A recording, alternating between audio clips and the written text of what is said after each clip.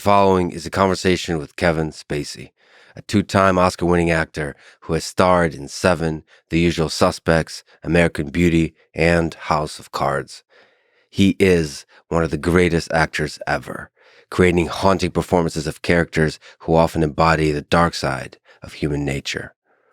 7 years ago, he was cut from House of Cards and canceled by Hollywood and the world when Anthony Rapp made an allegation that Kevin Spacey sexually abused him in 1986. Anthony Rapp then filed a civil lawsuit seeking $40 million. In this trial, and all civil and criminal trials that followed, Kevin was acquitted. He has never been found guilty nor liable in a court of law. In this conversation, Kevin makes clear what he did and what he didn't do. I also encourage you to listen to Kevin's Dan Wooten and Allison Pearson interviews for additional details and responses to the allegations. As an aside, let me say that one of the principles I operate under for this podcast and in life is that I will talk with everyone, with empathy and with backbone. For each guest, I hope to explore their life's work, life story, and what and how they think, and do so honestly and fully, the good, the bad, and the ugly, the brilliance and the flaws. I won't whitewash their sins, but I won't reduce them to a worst possible caricature of their sins either. The latter is what the mass hysteria of internet mobs too often does, often rushing to a final judgment before the facts are in. I will try to do better than that, to respect due process, in service of the truth. And I hope to have the courage to always think independently and to speak honestly, from the heart, even when the eyes of the outrage mob are on me. Again, my goal is to understand human beings at their best and at their worst. And the hope is such understanding leads to more compassion and wisdom in the world. I will make mistakes. And when I do, I will work hard to improve. I love you all. This is the Lex Fridman podcast. To support it, please check out our sponsors in the description. And now, dear friends, here's Kevin Spacey. You played a serial killer in the movie Seven.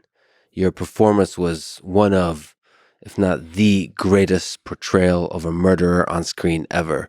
What was your process of becoming him, John Doe, the serial killer? The truth is, I didn't get the part. I had been in Los Angeles making a couple of films, Swimming with Sharks and Usual Suspects, and then I did a film called Outbreak that Morgan Freeman was in. And I went in to audition for David Fincher in probably late November of 94. And I auditioned for this part and didn't get it. And I went back to New York. And I think they started shooting like December 12th. And I'm in New York. I'm back in I have a wonderful apartment on West 12th Street, and my mom has come to visit for Christmas. And it's December 23rd. And it's like 7 o'clock at night, and my phone rings.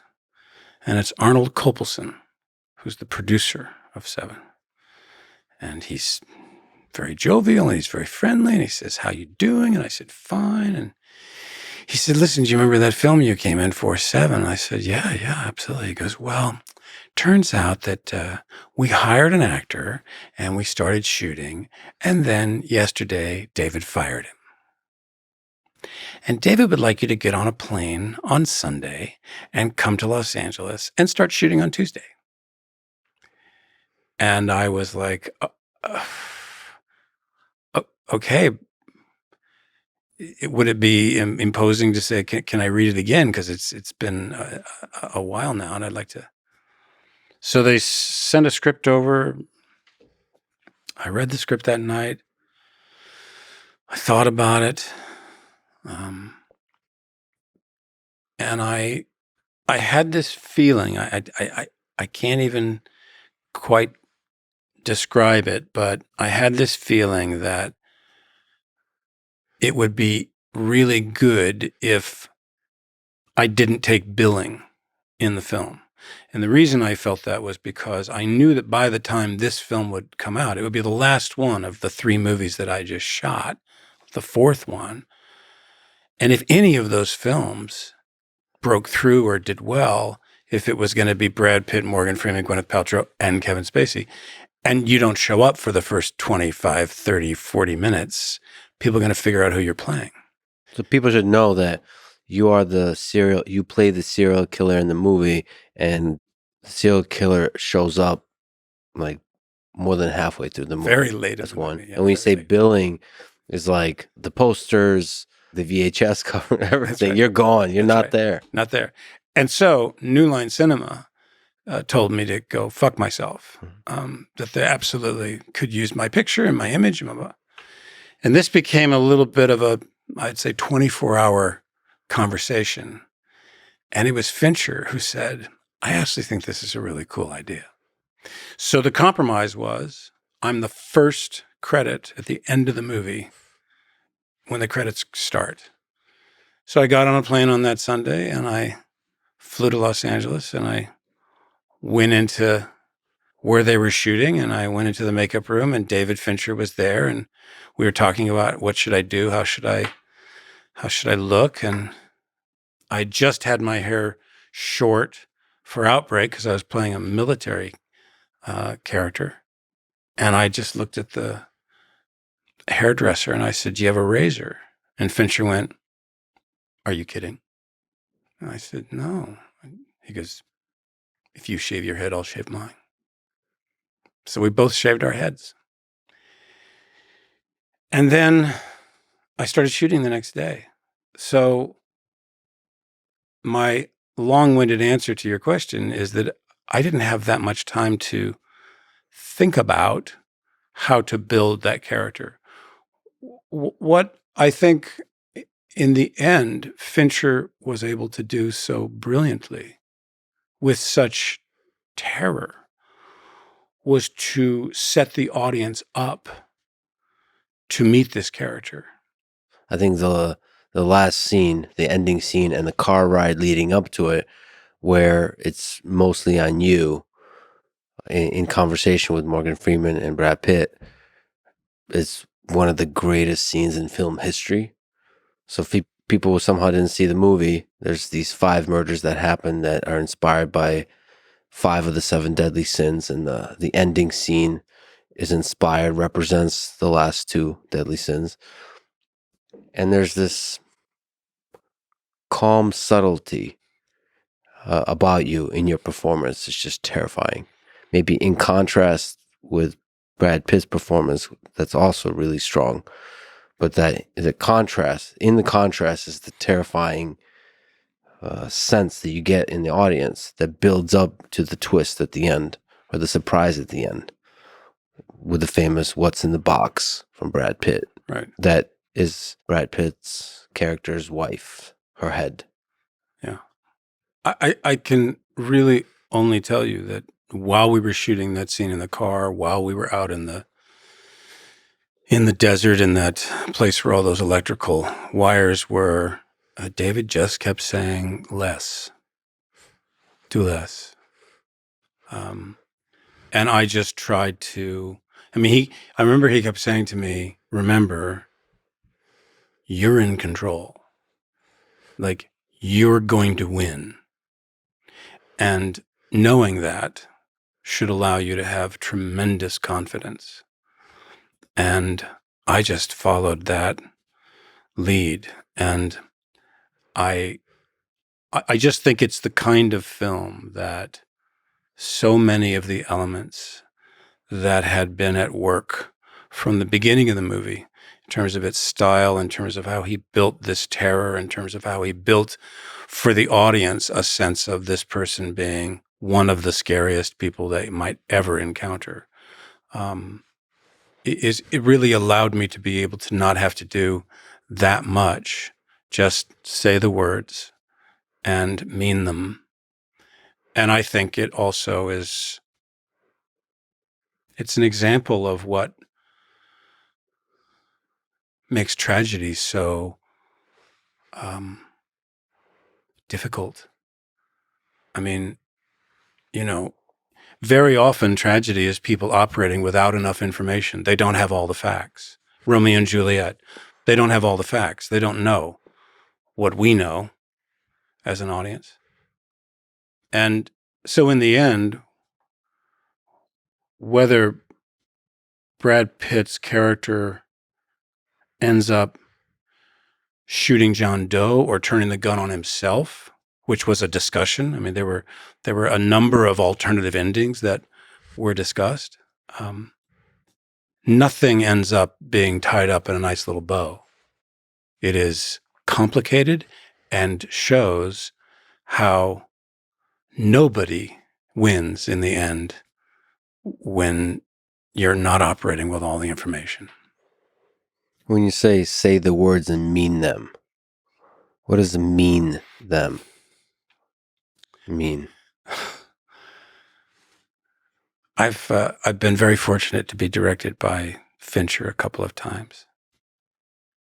And he would say to me sometimes, "I don't believe a thing that is coming out of your mouth. Shall we try it again?"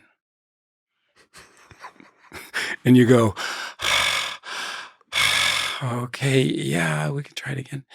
And sometimes he'll do take, and then you'll look to see if he has any added genius to hand you. And he just goes, "Let's do it again." And then let's do it again. And sometimes I say this in all humility, he's literally trying to beat the acting out of you. And by continually saying, "Do it again, do it again, do it again," and not giving you any specifics, he is systematically shredding you of all pretense, of all, because look, very often, actors, we come in on the set and we've thought about the scene and we've worked out, I've got this prop and I'm going to do this thing with a can. I'm going to, all these things, all the tea, I'm going to do a thing with the thing. And David is the kind of director where he just wants you to stop adding all that crap and just say the words and say them quickly and mean them. And it takes a while to get to that place. I'll tell you a story. This is a story I just love because it's in exactly the same wheelhouse. So Jack Lemmon's first movie was a film called It Should Happen to You. And it was directed by George Cukor. And Jack tells this story, and it was just an incredibly charming story to hear Jack tell. He said, "So I'm doing this picture, and let me tell you, this is a terrific part for me. And I'm doing a scene. It's on my first day. It's my first day, and it's a terrific scene." And he goes, "We do the first take, and George Cukor comes up to me and he says, 'Jack,' I said, 'Yeah.' He said, let's do another one, but just do a little less in this one." And Jack said, a little less than what I just did." He said, "Yeah, just a little less." So he goes, "We do another take." And I think, boy, that was it. I mean, let's just go home. And Cukor walked up to him and said, "Jack, let's do another one. This time, just a little bit less." And Jack said, "Less than what I just did now?" He said, "Yeah, just a little bit less." He goes, "Oh, okay." So they did another take, and Cukor came up and he said, "Jack, just a little bit less." And Jack said, "A little less than what I just did?" He said, "Yes." He goes, "Well, if I do any less, I'm not going to be acting." And Cukor said, "Exactly, Jack, exactly." I mean, I guess what you're saying is it's extremely difficult to get to the bottom of a little less, because the power, if we just stick even on 7, of your performance is in the tiniest of subtleties, like when you say, "Oh, you didn't know," and you turn your head a little bit, and a little bit like the little bit, maybe a glimmer of a smile appears in your face. That's subtlety. That's less. That's hard to get to, I suppose. Yeah.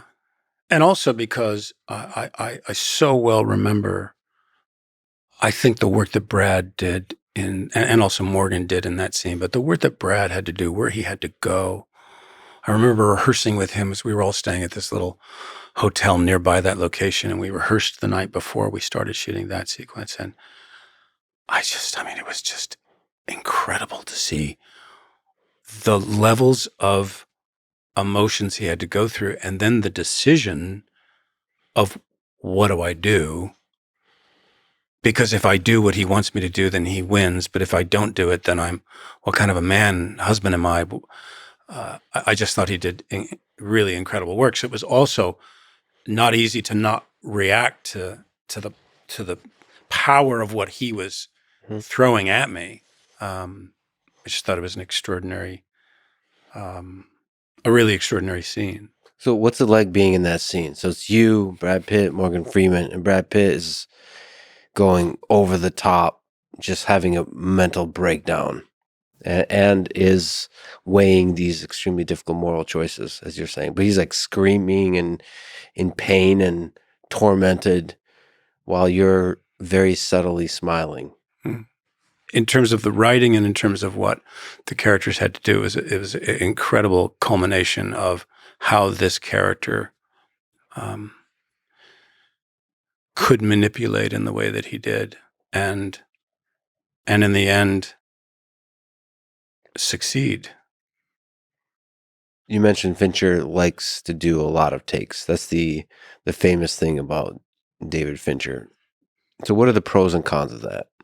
I think I read that he does some crazy amount. He averages 25 to 65 takes, and most directors do less than 10. So yeah, sometimes it's timing. Sometimes it's literally he has a stopwatch and he's timing how long a scene is taking. And then he'll say, you need to take a minute off this scene. Like a minute? Yeah, a minute off this scene. I want it to move like this. So let's pick it up. Let's pick up the pace. Let's see if we can take a minute off. why the speed? Why say it fast is the important thing for him, you think? I think because Fincher hates indulgence. And he wants people to talk the way they do in life. Which is, we don't take big dramatic pauses. Yeah, right. Before we speak. We say what we want. And I guess actors like the dramatic pauses and the indulge in the dramatic. They didn't pauses. always like the dramatic pauses. I mean, look, you go back, any student of acting, you go back to the 30s and the 40s, 50s. The speed at which actors spoke. Not just in the comedies, which, of course, you look at any Preston Sturges movie, and it's incredible how fast people are talking and how funny things are when they happen that fast.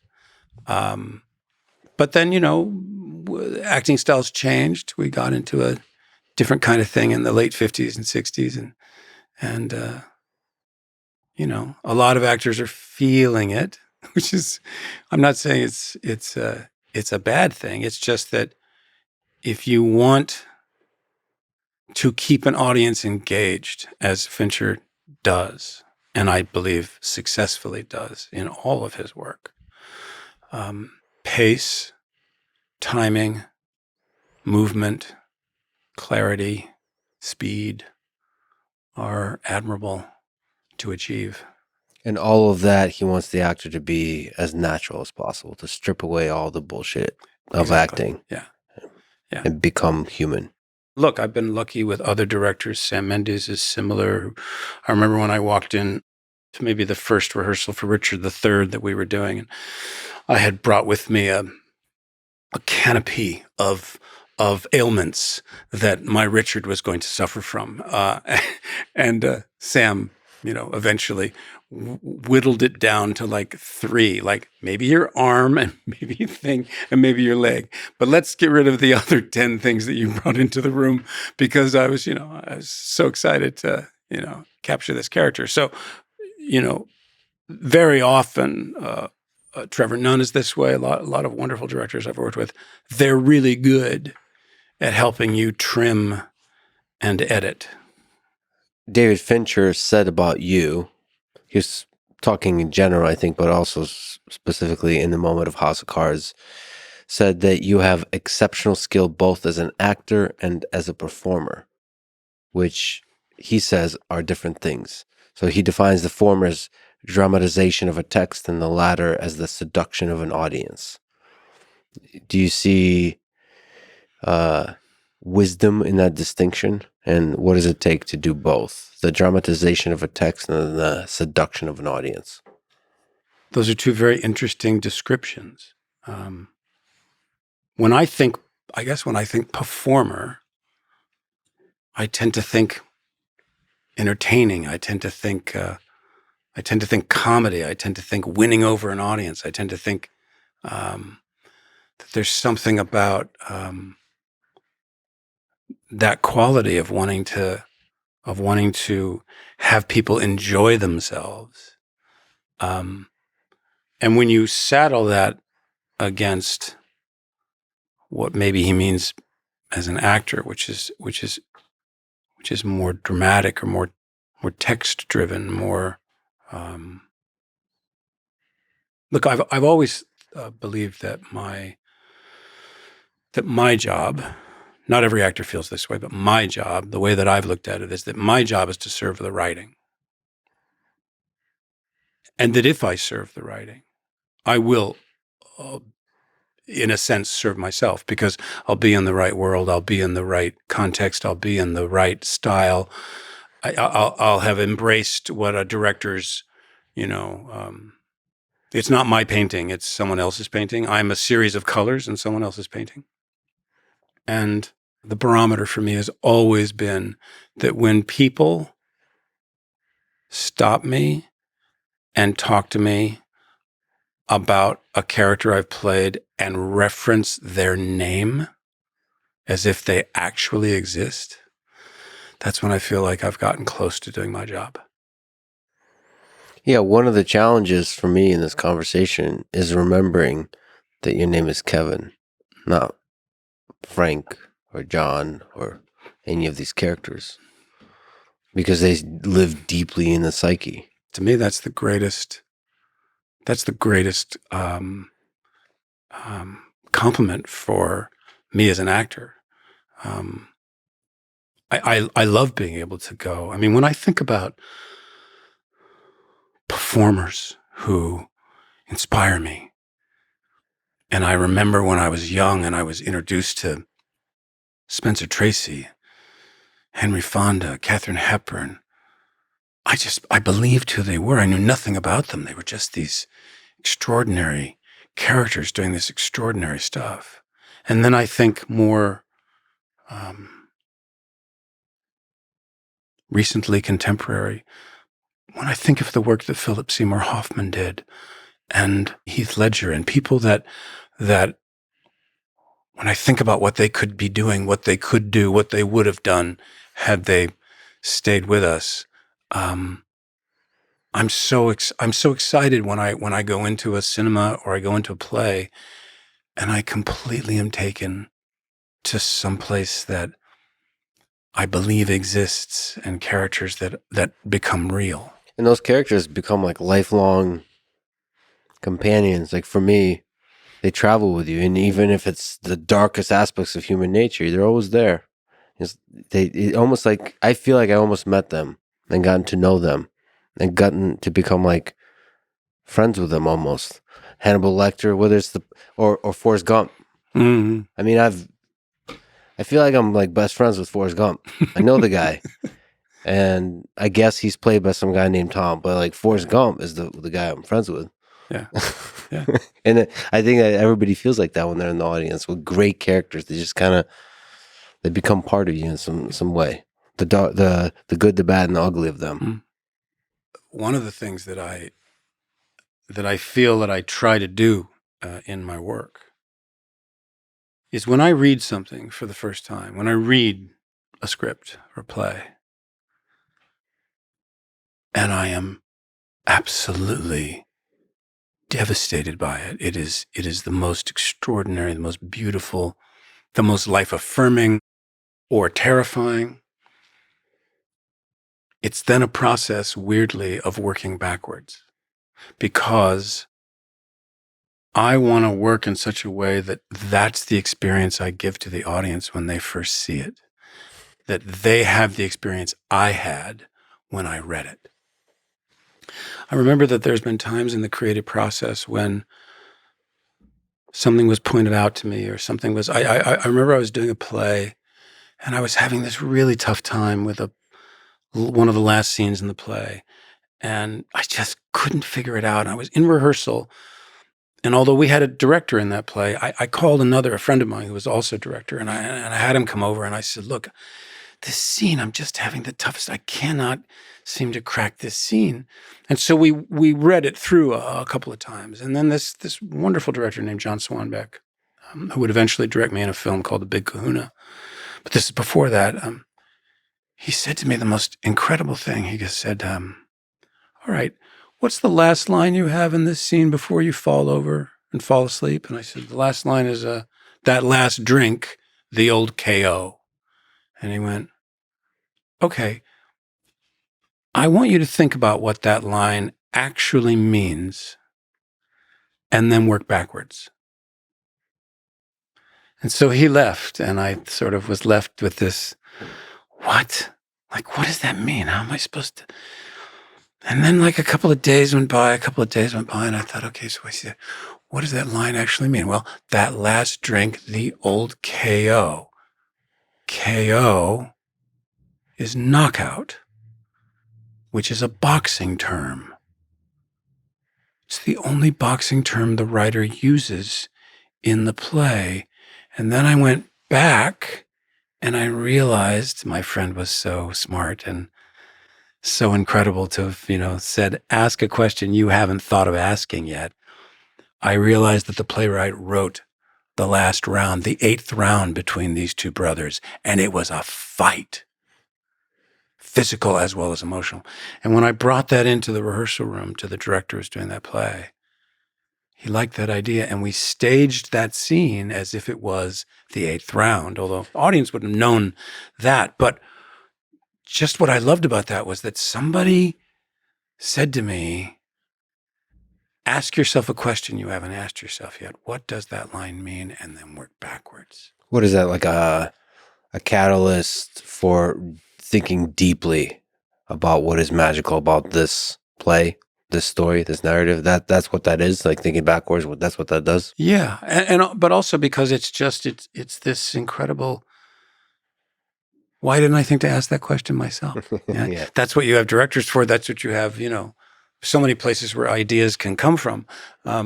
But that just illustrates that even though in my brain I always like to work backwards. I missed it in that one, and I'm very grateful to my friend for having pushed me into being able to realize what that meant. And to ask the interesting question, I like the poetry and the humility of, I'm just a series of colors in someone else's painting. That was a good line. That said, you've talked about improvisation. You said that it's all about the ability to do it again and again and again, and yet never make it the same. And you also just said that you're trying to stay true to the text. So where's the room for the improvisation, that it's never the same? Well, there's two slightly different contexts, I think. One is in the rehearsal room. Improvisation could be a wonderful device. I mean, Sam Mendes, for example, will start. He'll start a scene, and he does this wonderful thing. He brings rugs and he brings chairs and sofas in, and he says, "Well, let's put 2 chairs here and here. You guys, let's start in these chairs far apart from each other. Let's see what happens with the scene if you're that far apart." And so we'll do the scene that way. And then he goes, "Okay, let's bring a rug in, and let's bring these chairs much closer, and let's see what happens if the space between you is." And so then you try it that way, and then it's a little harder in Shakespeare to improv. But in any situation where you want to try and see where could a scene go? Where would the scene go if I didn't make that choice? Where would the scene go if I made this choice? Where would the scene go if I didn't say that or I said something else? So that's how improv can be a valuable process to learn about limits and boundaries, and what's going on with a character that somehow you discover in trying something that isn't on the page. Then there's the different thing, which is the trying to make it fresh and trying to make it new. And that is really a reference to theater. I'll put it to you this way. Anybody loves sports, right? So you go and you watch on a pitch, you watch on a tennis game, you watch basketball, you watch football. Yeah, the rules are the same, but it's a different game every time you're out on that court or on that field. It's no different in theater. Yes, it's the same lines, maybe even blocking is similar. But what's different is attack, intention, how you are growing in a role and watching your fellow actors grow in theirs, and how every night it's a new audience and they're reacting differently. And you literally, where you can go from week 1 of performances in a play to week 12 is extraordinary. And the difference between theater and film is that no matter how good someone might think you are in a movie, you'll never be any better. It's frozen. Whereas I can be better tomorrow night than I was tonight. I can be better in a week than I was tonight. It is a living, breathing, shifting, changing, growing thing every single day. But also in theater, there's no safety net. If you fuck it up, everybody gets to see you do that. And if you start giggling on stage, everyone gets to see you do that too, which I am very guilty of. I mean, there is something of a seduction of an audience in theater even more intense than there is when you're talking about film. I got a chance to watch the documentary Now in the Wings on a World Stage, which is behind the scenes of, you mentioned you teaming up with Sam Mendes in 2011 to stage Richard III, a play by William Shakespeare. I was also surprised to learn you haven't really done much Shakespeare, or at least you said that in the in the movie. But there's a lot of interesting behind the scenes stuff there. First of all, the camaraderie of everybody, how like the bond theater creates, especially when you're traveling.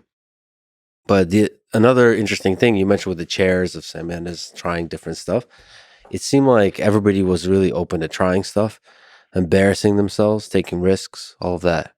I suppose that's part of acting in general, but theater especially. Just take risks. It's okay to embarrass the shit out of yourself, including the director. And it's also because you become a family. You know, it's unlike a movie where, you know, I might have a scene with so-and-so on this day and then another scene with them in a week and a half. And then that's the only scenes we have in the whole movie together.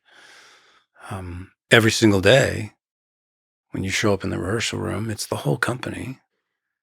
You're all up for it every day. You're learning, you're growing, you're trying. And there is an incredible trust that happens. And I was, of course, fortunate that some of the things I learned and observed about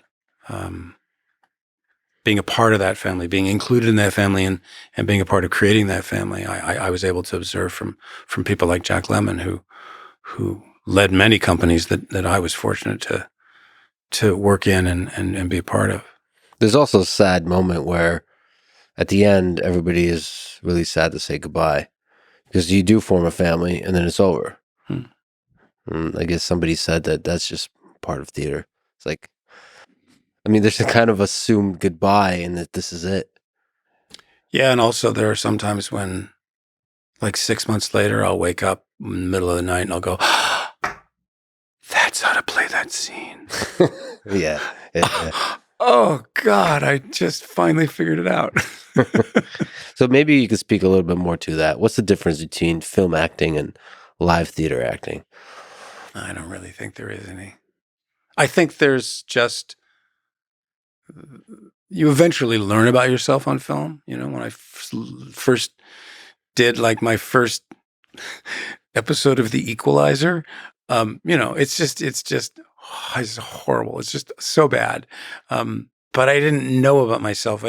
So slowly you begin to learn about yourself. But I think good acting is good acting. And I think that, you know, if a camera's right here, you know that your front row is also your back row. You just don't have to do so much. There is in theater a particular kind of energy, almost like an athlete, that you have to have vocally to be able to get up 7 performances a week and never lose your voice and always be there and always be alive and always be doing the best work you can, that you just don't require in film. You know, you don't have to have the same, it just doesn't require the same kind of stamina that doing a play does. It just feels like also in theater, you have to become the character more intensely because you can't take a break. You can't take a bathroom break. You're like on stage. This is you. Yeah, but you have no idea what's going on stage with the actors. I mean, I have literally laughed through speeches that I had to give because my fellow actors were putting carrots up their nose or broccoli in their ears or doing whatever they were doing to make me laugh. So they're just having fun. They're having the time of their life. And by the way, Judi Dench is the worst giggler of all. Yeah. I mean, they had to bring the curtain down on her and Maggie Smith because they were laughing so hard they could not continue the play. So even when you're doing like a dramatic monologue, they're still fucking with you. There's stuff. Okay, that's great. That's good to know. You also said, interesting line, that improvisation helps you learn about the character. Can you explain that? So like through maybe playing with the different ways of saying the words or the different ways to bring the words to life, you get to learn about yourself, about the character you're playing. It can be helpful. But improv is, I'm such a big believer in the writing and in serving the writing and doing the words the writer wrote.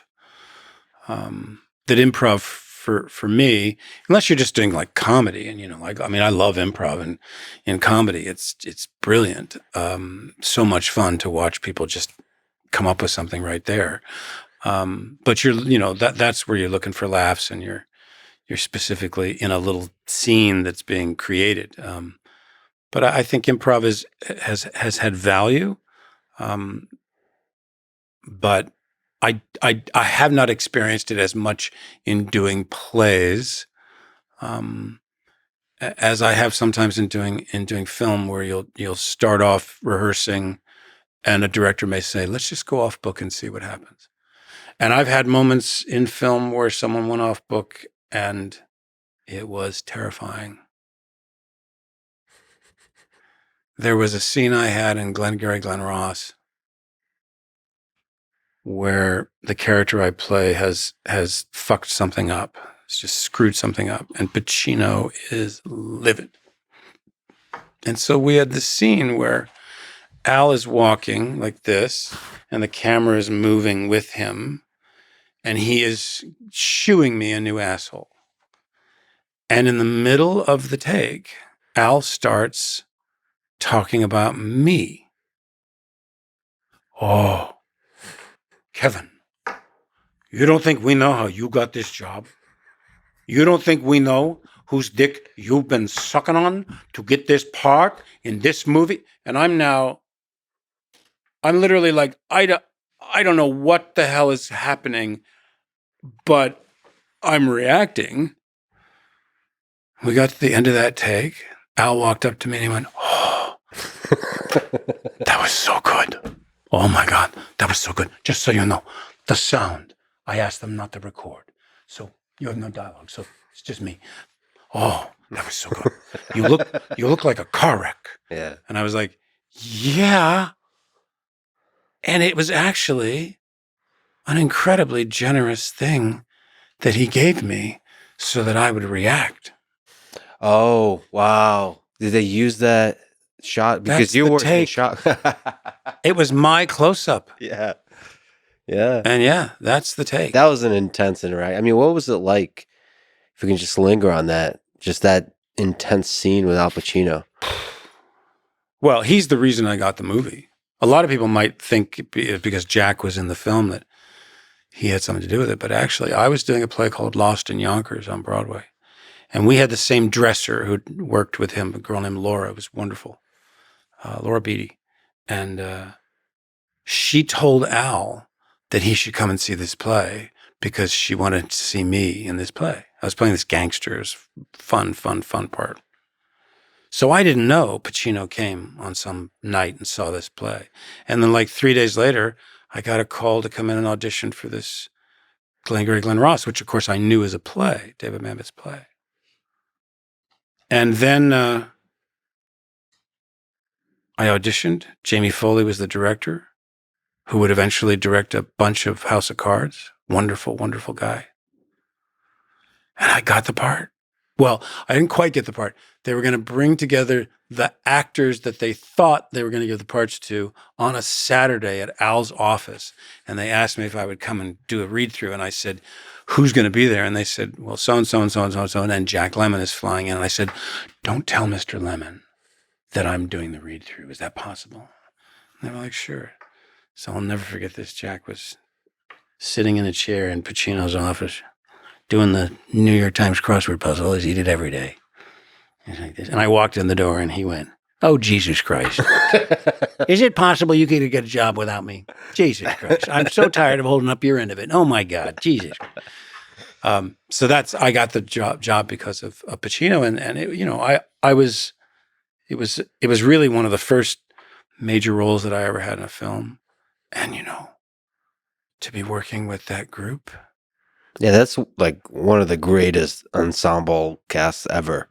We got Al Pacino, Jack Lemmon, Alec Baldwin, Alan Arkin, Ed Harris, you, Jonathan Pryce.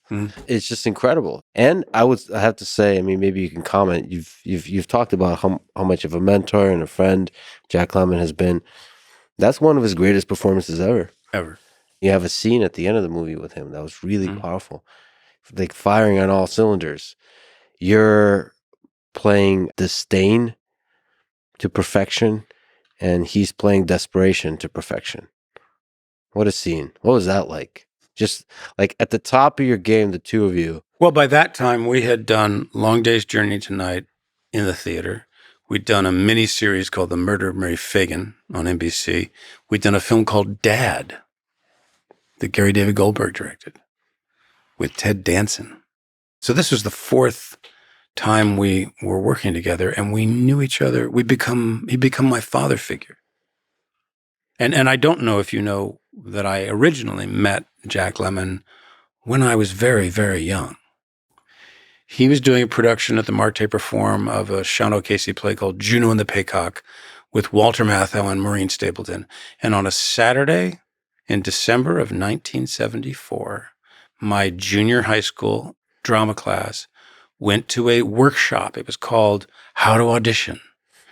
And we did this workshop. Many schools in Southern California were part of this Drama Teachers Association. So we got these incredible experiences of being able to go see professional productions and be involved in these workshops or festivals.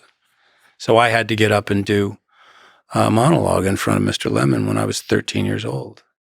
And he walked up to me at the end of that, and he put his hand on my shoulder, and he said, that was just terrific. He said, no, everything I've been talking about, you just did. Yeah, what's your name? I said, Kevin. He said, well, let me tell you something.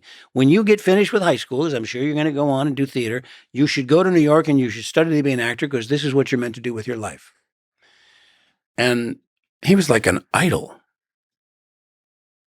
And 12 years later, I read in the New York Times that he was coming to Broadway to do this production of A Long Day's Journey to Night, a year and some months after I read this article. And I was like, I'm going to play Jamie in that production. And I then with a lot of opposition. Because the casting director didn't want to see me. They said that the director, Jonathan Miller, wanted movie actors to play the two sons. And ultimately, I found out that Jonathan Miller, the director, was coming to New York to do a series of lectures at Alice Tully Hall. And I went to try to figure out how I could maybe meet him. And I was sitting in that theater listening to this incredible lecture he was doing. And sitting next to me was an elderly woman. I mean, elderly, 80-something, and she was asleep. But sticking out of her handbag, which was on the floor, was a invitation to a cocktail reception in honor of Dr. Jonathan Miller. And so I thought, she's tired. She's probably going to go home.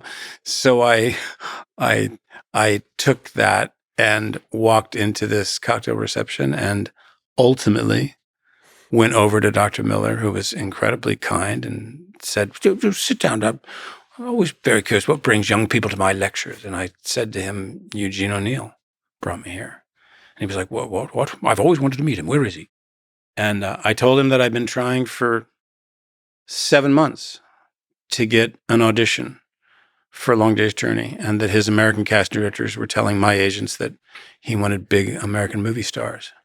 And at that moment, he turned and he saw one of those casting directors who was there that night.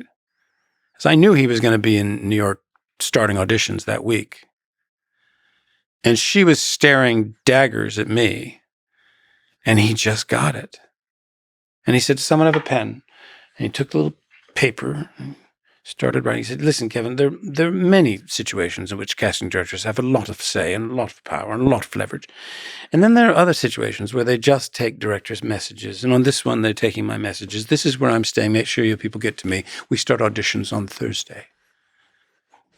And on Thursday, I had an opportunity to come in and audition for this play that I've been working on and preparing. And at the end of it, I did 4 scenes. At the end of it, he said to me that unless someone else came in and blew him against the wall like I had just done, as far as he was concerned, I pretty much had the part, but I couldn't tell my agents that yet because I had to come back and read with Mr. Lemmon. And so 3 months later, in August of 1985, I found myself in a room with Jack Lemmon again at 890 Broadway, which is where they rehearsed a lot of the Broadway plays. And we did 4 scenes together, and I was toppling over him. I was pushing him. I was relentless. And I'll never forget at the end of that, Lemmon came over to me. He put his hand on my shoulder and he said, that was your touch of terrific. I never thought we'd find the rotten kid, but he's it. Jesus Christ, what the hell was that? And I ended up spending the next year of my life with that man. So it turns out he was right. Yeah. This world works in mysterious ways. It also speaks to the fact of the power of somebody you look up to giving words of encouragement, because those can just reverberate through your whole life and just like make the path clear. We used to joke that if every contract came with a Jack Lemmon clause, it would be a more beautiful world. Beautifully said. Jack Lemmon is one of the greatest actors ever. What do you think makes him so damn good? Wow.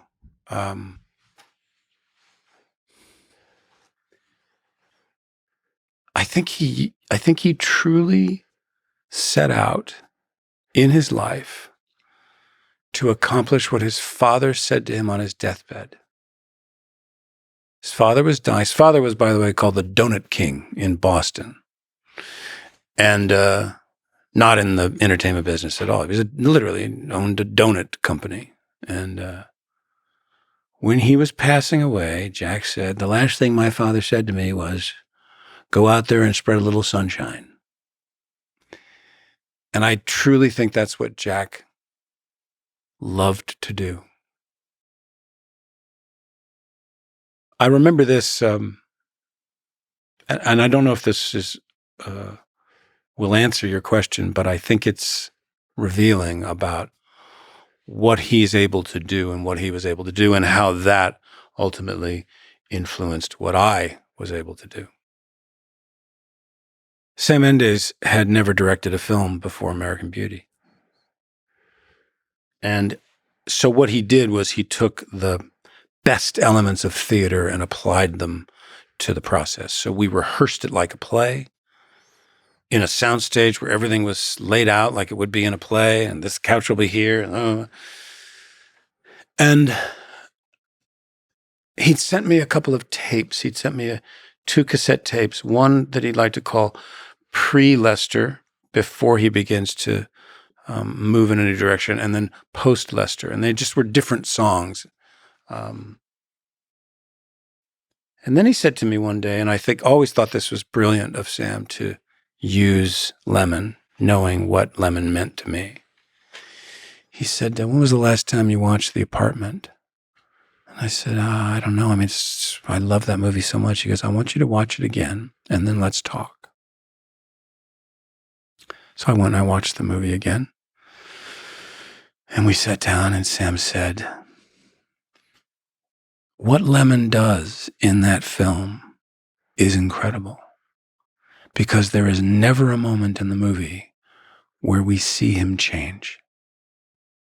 He just evolves.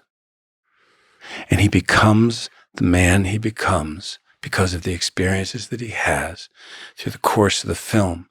But there's this remarkable consistency in who he becomes. And that's what I need you to do as Lester.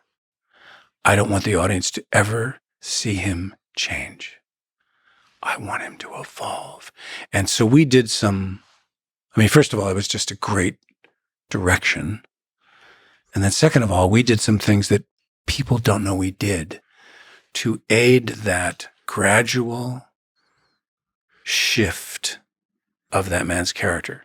First of all, I had to be in the best shape from the beginning of the movie because we didn't shoot it in sequence. So I was in this crazy shape. I had this wonderful trainer named Mike Torsha, who just was incredible. But so what we did was, in order to then show this gradual shift, was I had 3 different hair pieces. I had 3 different kinds of costumes of different colors and sizes. And I had different makeup.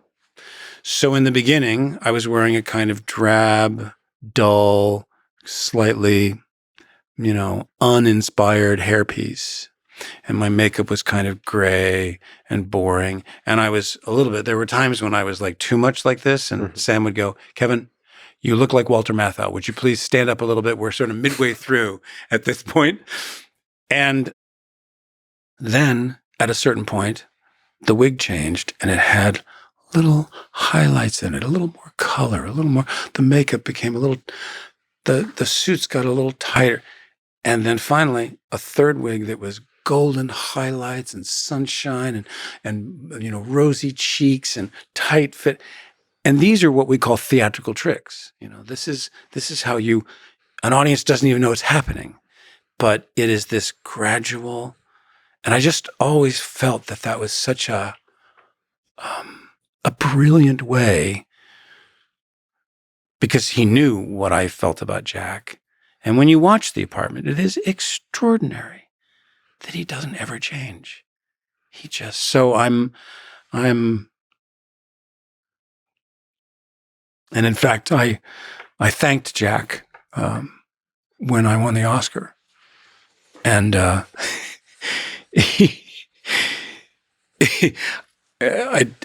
did my thank you speech and I walked off stage, and I remember I had to sit down for a moment because I didn't want to go to the press room because I wanted to see if Sam was going to win. And so I was waiting, and my phone rang, and it was Lemmon. He said, "You're a son of a bitch." I said, "What?" He goes, "First of all, congratulations and thanks for thanking me, because, God knows you couldn't have done it without me." He said, "Second of all, Because you know how long it took me to win from supporting actor? I won it for Mr. Roberts, and it took me like 10, 12 years to win Oscar. You did it in 4, you son of a bitch. Yeah. The Apartment was, I mean, it's widely considered one of the greatest movies ever. People sometimes refer to it as a comedy, which is an interesting kind of classification. I suppose that's a lesson about comedy, that the best comedy is the one that's basically a tragedy. Well, I mean, look, some people think Clockwork Orange is a comedy. And I'm not saying there aren't some good laughs in Clockwork Orange, but yeah, you know, it's... I mean, yeah. What's that line between comedy and tragedy for you? Well, if it's a line I cross all the time, because I've tried always to find the humor, unexpected sometimes, maybe inappropriate sometimes, maybe shocking. But I've tried in, I think, almost every dramatic role I've had to have a sense of humor and to be able to bring that along with everything else that is serious. Because frankly, that's how we deal with stuff in life, you know? I think Sam Mendes actually said in the Now documentary something like, with great theater, with great stories, you find humor on the journey to the heart of darkness. Something like this. Very poetic. Yeah. It stood out to me. Yeah, but it's true. I'm sorry, I can't be that poetic. I'm very sorry. But it's true. I mean, the people I've interacted in this world have been to a war zone, and the ones who have lost the most and have suffered the most are usually the ones who are able to make jokes the quickest. And the jokes are often dark and absurd and cross every single line. No political correctness, all of that. Sure. Well, I mean, you know, it's like the great Mary Tyler Moore show where they can't stop giggling at the clown's funeral. I mean, it's just one of the great episodes ever.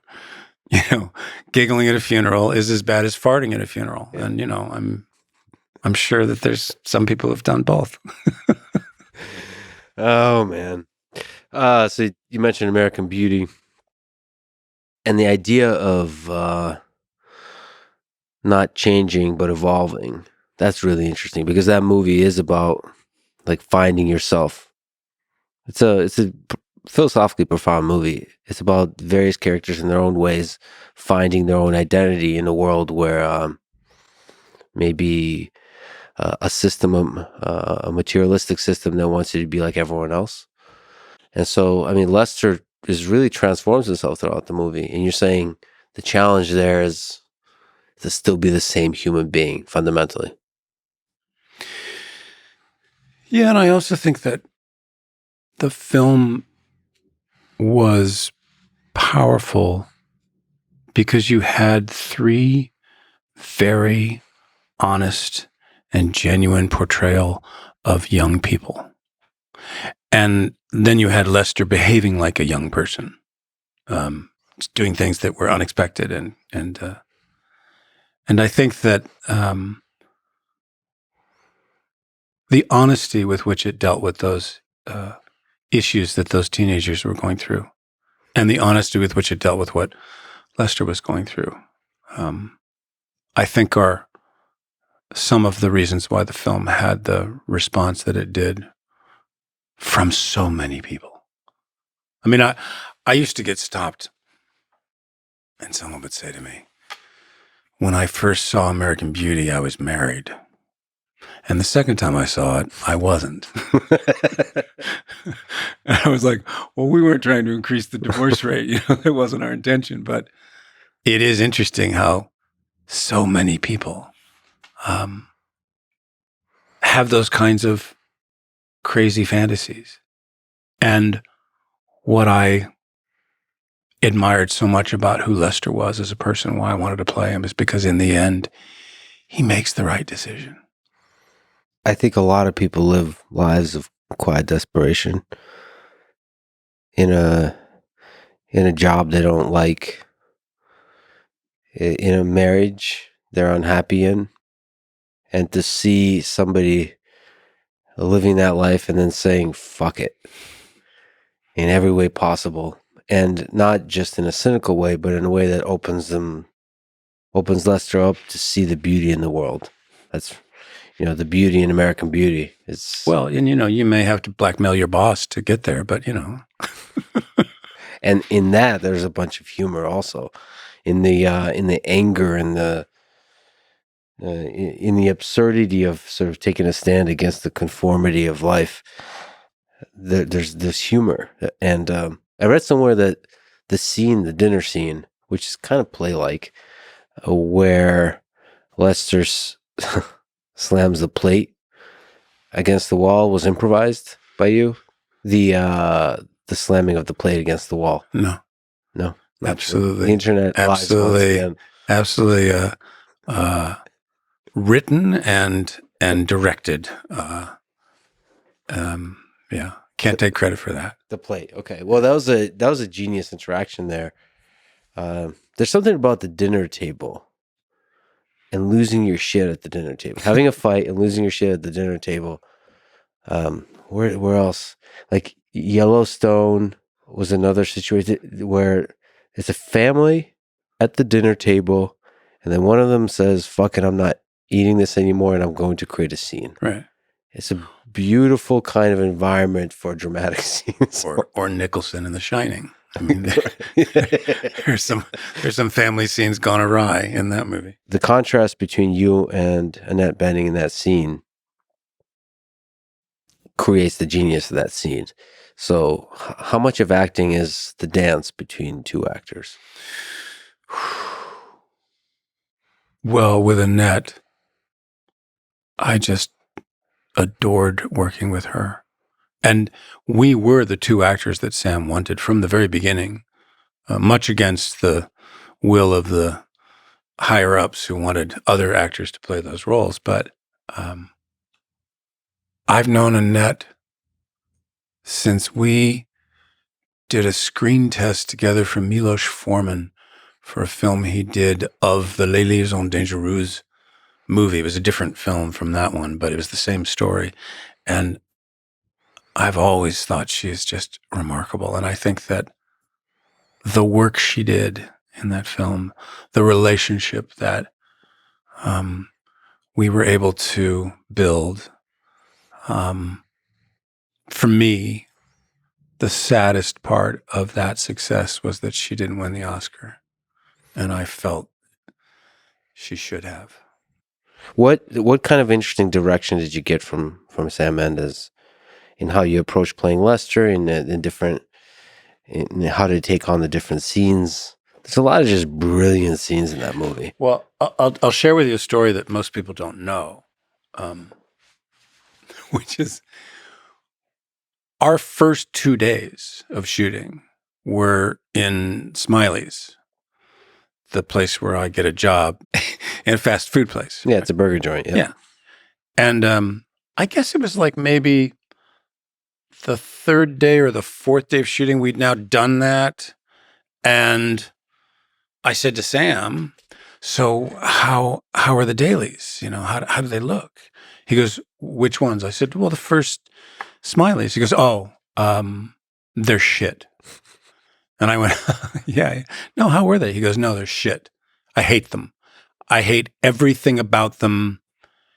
I hate the costumes. I hate the location. I hate that you're inside. I hate the way you acted. I hate everything but the script. So I've gone back to the studio and asked them if we can reshoot the first 2 days." And it was like, "Sam, this is your very first movie. You're going back to Steven Spielberg and saying, I need to reshoot the first 2 days entirely?" And he went, "Yeah." And that's exactly what we did. A couple of weeks later, they decided that it was now a drive-through, because Annette and Peter Galler used to come into the place and ordered from the counter. Now, Sam had decided it has to be a drive-through. You have to be in the window of the drive-through, change the costumes, and we reshot. those first 2 days. And Sam said it was actually a moment of incredible confidence, because he said the worst thing that could possibly have happened in my first 2 days. And after that, I was like, I know what I'm doing, and I knew I had to reshoot it, and it was absolutely right. And I guess that's what a great director must do, is have the guts in that moment to reshoot everything. I mean, that's a pretty gutsy move. I have 2 other little things to share with you about Sam, about the way he is. You wouldn't know it, but the original script opened and closed with a trial. Ricky was accused of Lester's murder, and the movie was bookended by this trial. It's a very different movie. Which they shot the entire trial for weeks. Okay? Wow, yeah. And I used to fly in my dreams. You know those opening shots over the neighborhood? I used to come into those shots in my bathrobe, flying. And then when I hit the ground and the newspaper was thrown at me by the newspaper guy and I caught it, the alarm would go off and I'd wake up in bed. I spent 5 days being hung by wires and filming these sequences of flying through my dreams. And Sam said to me, yeah, the flying sequences are all gone and the trial is gone. And I was like, what? What are you talking about? And here's my other little favorite story about Sam, and that when we were shooting in the Valley, one of those places I flew, this was an indoor set. Sam said to me in the morning, hey, at lunch, I just want to record a guide track of all the dialogue, all of your narration, because they just needed an editing as a guide. And I said, sure. So I remember we came outside of this, in this hallway where I had a dressing room in this little studio we were in. And Sam had like a cassette tape recorder and like a little microphone. And we put it on the floor and he pushed record. And I read the entire narration. And I never did it again. That's the narration in the movie. Because Sam said, when he listened to it, I wasn't trying to do anything. He said, you had no idea where these things were going, where they were going to be placed, what they were going to mean. You just read it so innocently, so purely, so directly that I knew if I brought you into a studio and put headphones on you and had you do it again, it would change the ease with which you'd done it. And so they just fixed all of the problems that they had with this little cassette. And that is the way I did it. And the only time I did it was in this little hallway. And once again, a great performance lies in being doing less. Yeah. Right. Yeah. The innocence and the purity of Lester. He knew I would have come into the studio and fucked it up. Yeah. Yeah. What do you think about the notion of beauty that permeates American Beauty? What do you think that theme is, with the roses, with the rose petals, the characters that are living this mundane existence slowly opening their eyes up to what is beautiful in life? See, it's funny. I don't think of the roses and I don't think of her body in the poster, and I don't think of those things as the beauty. I think of the bag. I think that there are things we miss that are right in front of us that are truly beautiful. The little things, the simple things. Yeah, and in fact, I'll even tell you something that I always thought was so incredible. When we shot the scenes in the office where Lester worked, the job he hated, there was a bulletin board behind me on a wall. And someone who was watching a cut or early dailies, who was in the marketing department, saw that someone had cut out a little piece of paper and stuck it, and it said, "Look closer." And they presented that to Sam as the idea of what that could go on the poster. The idea of looking closer was such a brilliant idea, but it wasn't in the script. It was just on a wall behind me, and someone happened to zoom in on it and see it and thought, that's what this movie's about. This movie's about taking the time to look closer. And I think that in itself is just beautiful. Mortality also permeates the film. You know, it starts with acknowledging that death is on the way, that Lester's time is finite. You ever think about your own death? Yeah. Scared of it?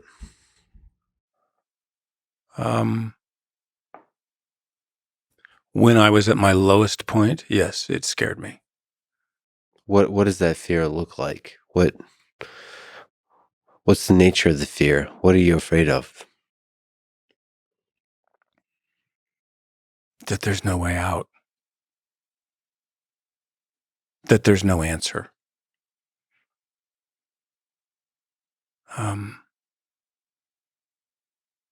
That nothing makes sense. See, the interesting thing about Lester is facing the same fear. He seemed to be somehow liberated and accepted everything. Yeah. And then saw the beauty of it. Because he got there. He was given the opportunity to reinvent himself and to try things he'd never tried, to ask questions he'd never asked, to trust his instincts and to become the best version of himself he could become. And so Dick Van Dyke, who has become an extraordinary friend of mine, Dick is 98 years old. And he says, if I'd known I was going to live this long, I would have taken better care of myself. When I spend time with him, I'm just moved by every day, He gets up and he goes, it's a good day I woke up. And I learn a lot about, I have a different feeling about death now than I did 7 years ago.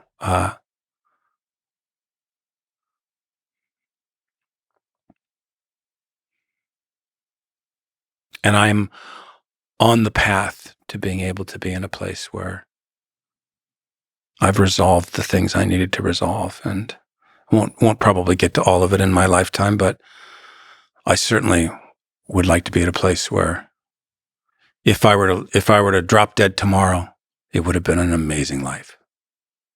So Lester got there. It sounds like Dick Van Dyke got there. You're trying to get there. Sure. You said you feared death at your lowest point. What was the lowest point? It was November 1st of 2017, and then Thanksgiving Day of that same year. So let's talk about it. Let's talk about this dark time. Let's talk about the sexual allegations against you that led to you being canceled by, the entire world for the last 7 years. I would like to personally understand the sins, the bad things you did, and the bad things you didn't do. So I also should say that the thing I hope to do here is to give respect to due process. Innocent until proven guilty, that the mass hysteria machine of the internet and clickbait journalism doesn't do. So here's what I understand. There were criminal and civil trials brought against you, including the one that started it all when Anthony Rapp sued you for $40 million. In these trials, you were acquitted, found not guilty, and not liable. Is that right? Yes. I think that's really important, again, in terms of due process. And I read a lot, and I watched a lot in preparation for this on this point. including, of course, the recently detailed interviews you did with Dan Wooten and then Allison Pearson of The Telegraph. And those are all focused on this topic, and they go in detail where you respond in detail to many of the allegations. If people are interested in the details, they can listen to those. So based on that and everything I looked at, as I understand, you never prevented anyone from leaving if they wanted to, sort of in a sexual context, for example, by blocking the door. Is that right? That's correct, yeah. You always respected the explicit no from people, again, in the sexual context. Is that right? That is correct.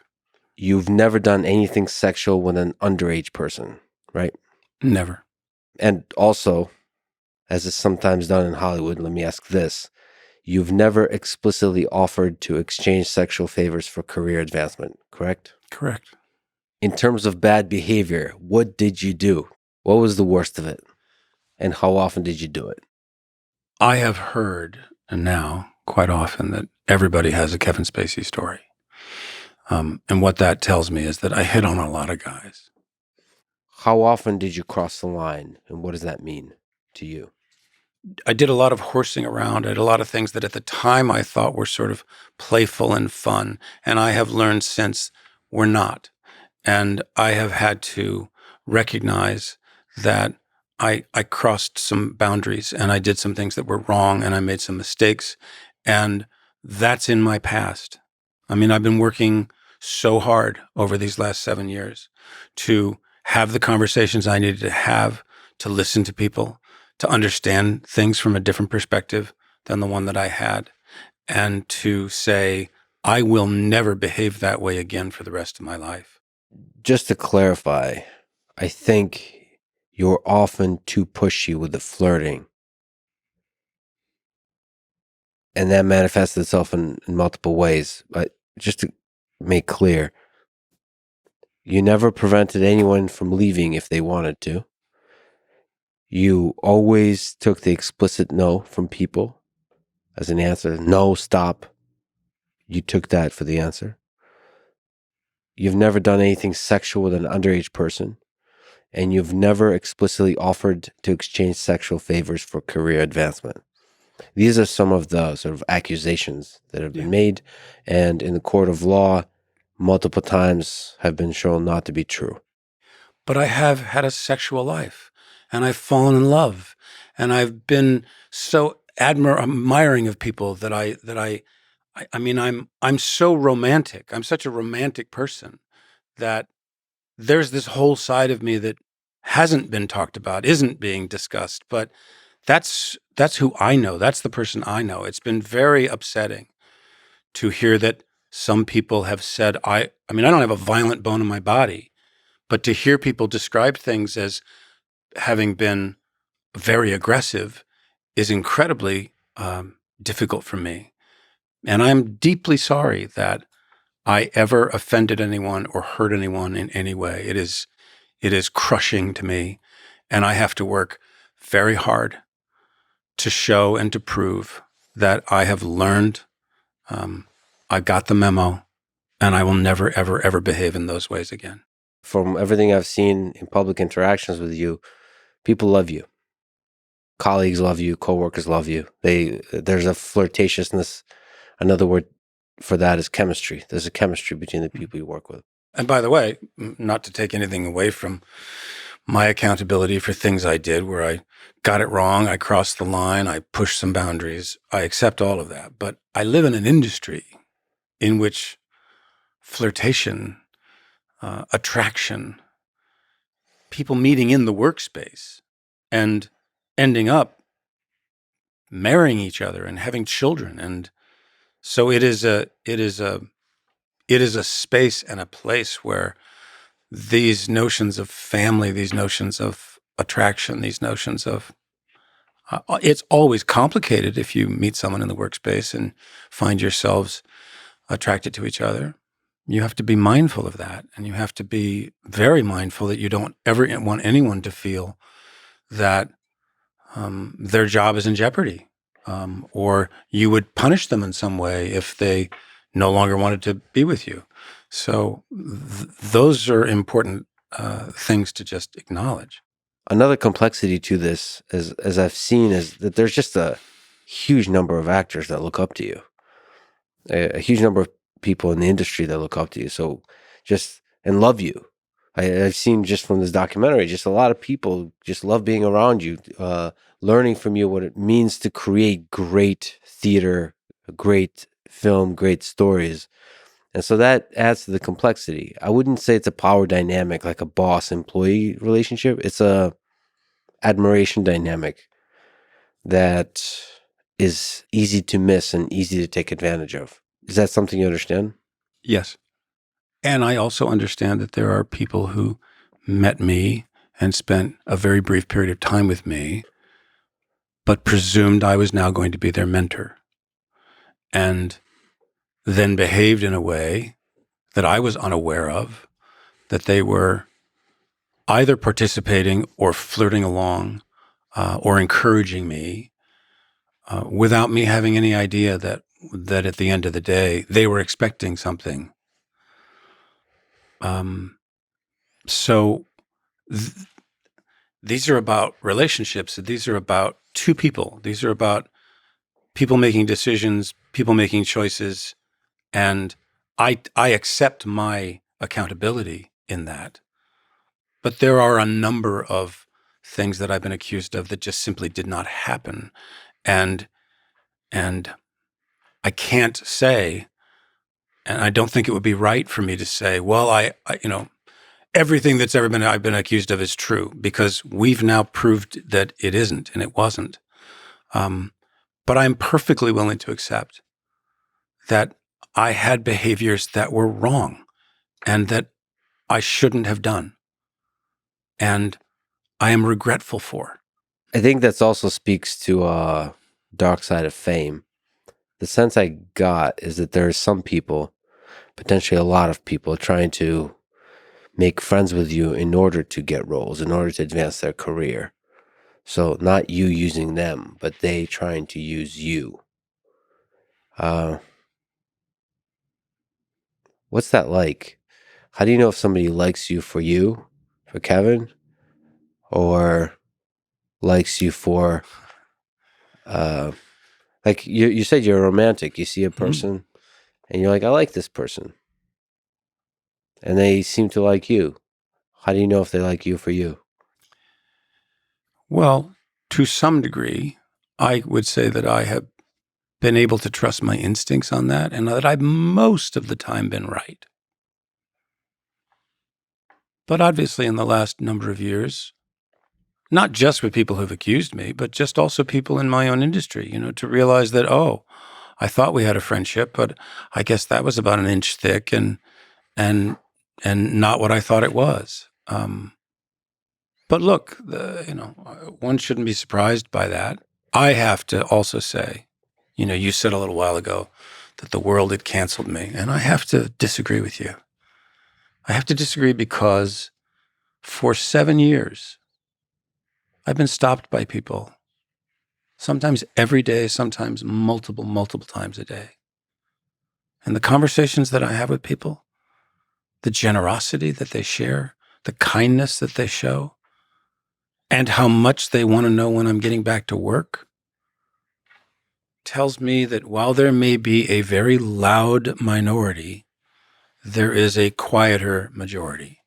In the industry, have you been betrayed in life? And how do you not let that make you cynical?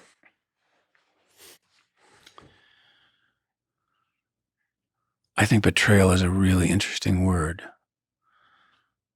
But I think if you're going to be betrayed, it has to be by those who truly know you. And I can tell you that I have not been betrayed. That's a beautiful way to put it. For the times you cross the line, do you take responsibility for the wrongs you've done? Yes. Are you sorry to the people you may have hurt? Yes. Emotionally? Yes. And I have spoken to many of them. Privately? Which is where amends should be made. Were they able to start finding forgiveness? Absolutely. Some of the most moving conversations that I have had when I was determined to take accountability have been those people who said, thank you so much, and I think I can forgive you now. If you got a chance to talk to the Kevin Spacey of 30 to 40 years ago, what would you tell him to change about his ways? And how would you do it? What would be your approach? Would you be nice about it? Would you smack him around? I think if I were to go back that far, I probably would have found a way to not have been as concerned about my revealing my sexuality and hiding that for as long as I did. I think that had a lot to do with confusion and a lot to do with mistrust, both my own and other people's. For most of your life, you were not open with the public about being gay. What was the hardest thing about keeping who you love a secret? That I didn't find the right moment of celebration to be able to share that. That must be a thing that weighs on you, to not be able to fully celebrate your love. You know, Ian McKellen said after he was 49 when he came out. 27 years he'd been a professional actor, being in the closet. And he said he felt it was like he was living a part of his life not being truthful, and that he felt that it affected his work when he did come out because he no longer felt like he had anything to hide. And I absolutely believe that that is what my experience has been and will continue to be. I am sorry about the way I came out. But Evan and I had already had the conversation. I had already decided to come out. And so it wasn't like, I was forced to come out, but it was something I decided to do. And by the way, much against Evan's advice, I came out in that statement, and he wishes that I had not done so. Yeah, you made a statement when the initial accusation happened. That could be up there as one of the worst social media posts of all time. So it's like 2 for 1. Don't hold back. Now, come on. Really tell me how you feel. The first part, you kind of implicitly admitted to doing something bad, which was later shown and proved completely to never have happened. It was a lie. No, I basically said that I didn't remember what this person was, that Anthony Rapp was claiming from 31 years before. I had no memory of it. But if it had happened, if this embarrassing moment had happened, then I would owe him an apology. That was what I said. And then I said, and while I'm at it, I think I'll come out. And, it was definitely not the greatest coming out party ever. I will admit that. From the public perception, the first part of that. So first of all, the second part is a horrible way to come out. Yes, we all agree. And then the first part, from the public viewpoint, they see guilt in that, which also is tragic because at least that particular accusation, and it's a very dramatic one, it's a $40 million lawsuit, it's a big deal, and an underage person was shown to be false. Well, but you're melding two things together. The lawsuit didn't happen until 2020, yes. And then it didn't get to court until 2022. We're back in 2017 when it was just an accusation he made in BuzzFeed magazine. Look, I was backed into a corner. When someone says, you were so drunk you won't remember this thing happened, what's your first instinct? Is your first instinct to say this person's a liar? Or is your first instinct to go, what? What? 31 years at a party I don't even remember throwing? Obviously, a lot of investigation happened after that, in which we were then able to prove in that court case that it had never occurred. But at the moment, I was sort of being told I couldn't push back. You have to be kind. You can't. I think even to me now, none of it sounds right. But I don't know that I could have said anything that would have been satisfactory to anybody. Okay. Well, there's a almost convincing explanation for the worst social media post of all time. I almost accept it. I'm really surprised. I guess you haven't read a lot of media posts because I can't believe that's the actual worst one. It's beautifully bad. Is how bad that social media post is. As you mentioned, Liam Neeson and Sharon Stone came out in support of you recently, speaking to your character. A lot of people who know you, and some of whom I know, who have worked with you privately, show support for you, but are afraid to speak up publicly.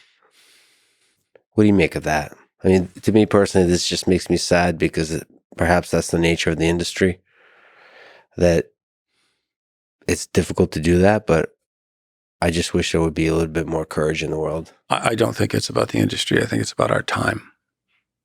I think it's the time that we're in, and people are very afraid. Just afraid, just a general No, fear. they're literally afraid that they're going to get canceled if they stand up for someone who has been. And I think we've seen this many times in history. This is not the first time it's happened. So as you said, your darkest moment in 2017, when all of this went down, one of the things that happened is you were no longer on the House of Cards for the last season. Let's go to the beginning of that show. Okay. One of the greatest TV series of all time. A dark, fascinating character in Frank Underwood, a ruthless, cunning, borderline evil politician.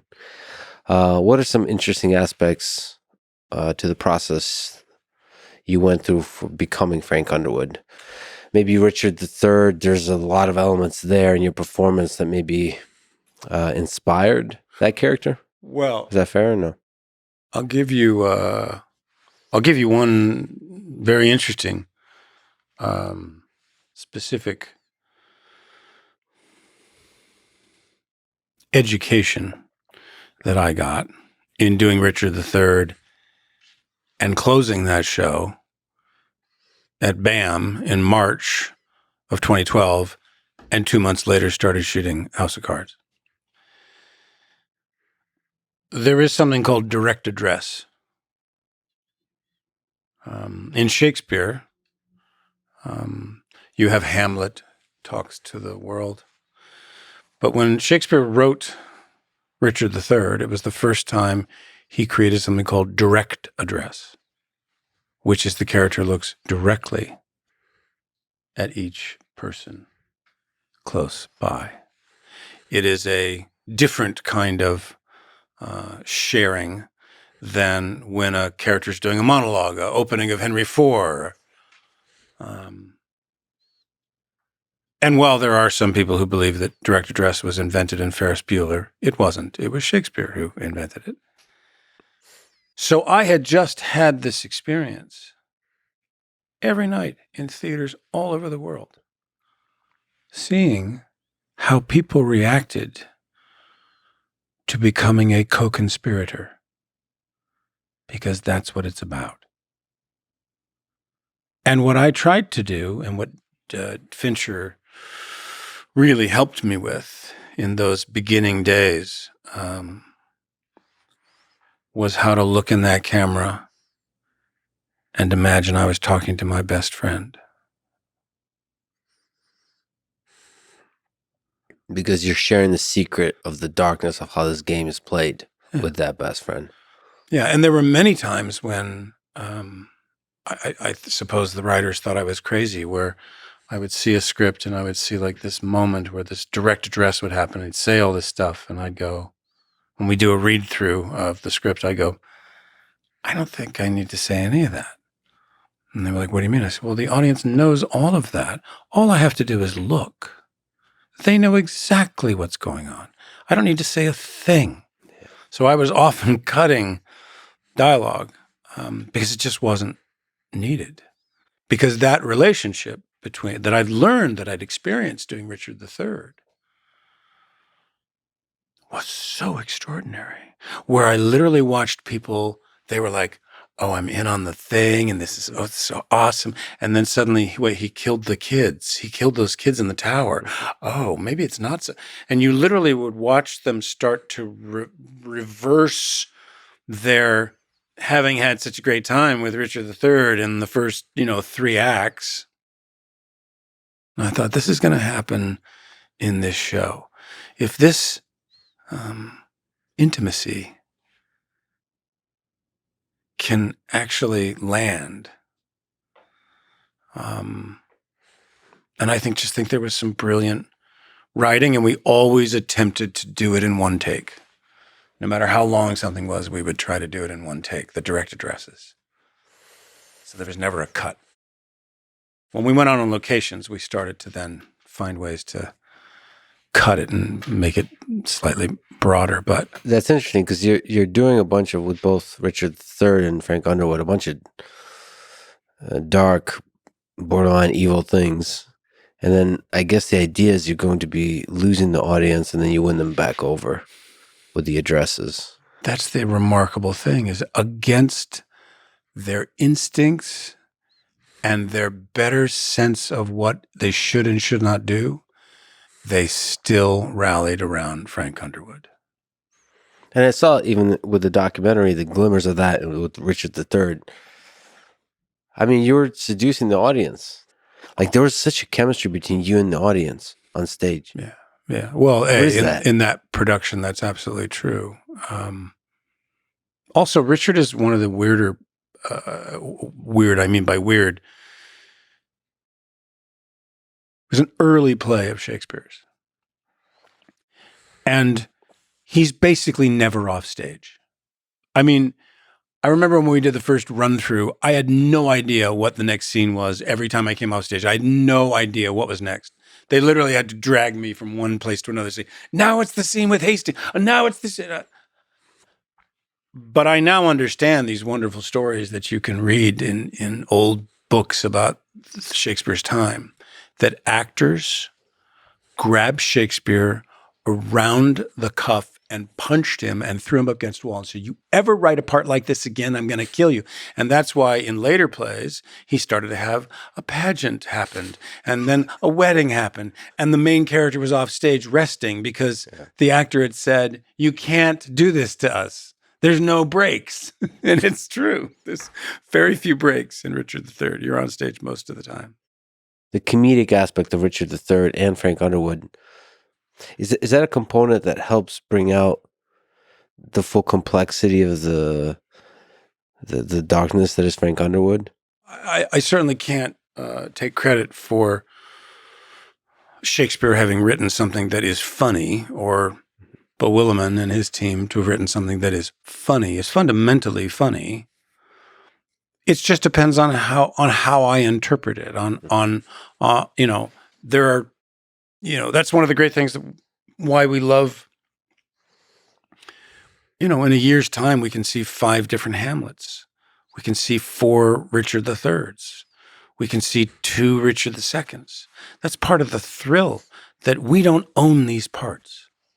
We borrow them and we interpret them. And what Ian McKellen might do with a role could be completely different from what I might do because of the way we perceive it. And also, very often, in terms of going for humor, it's very often a director will say, why don't you say that with a bit of irony? Why don't you try that with a bit of blah, blah, blah? Yeah, there's often that like a wry smile. The line that jumps to me when you're talking about Claire in the early, maybe first episode even, I love that woman more than sharks love blood. I guess there's a lot of ways to read that line, but the way you read it had both humor, had legitimate affection, had all the ambition and narcissism, all of that mixed up together.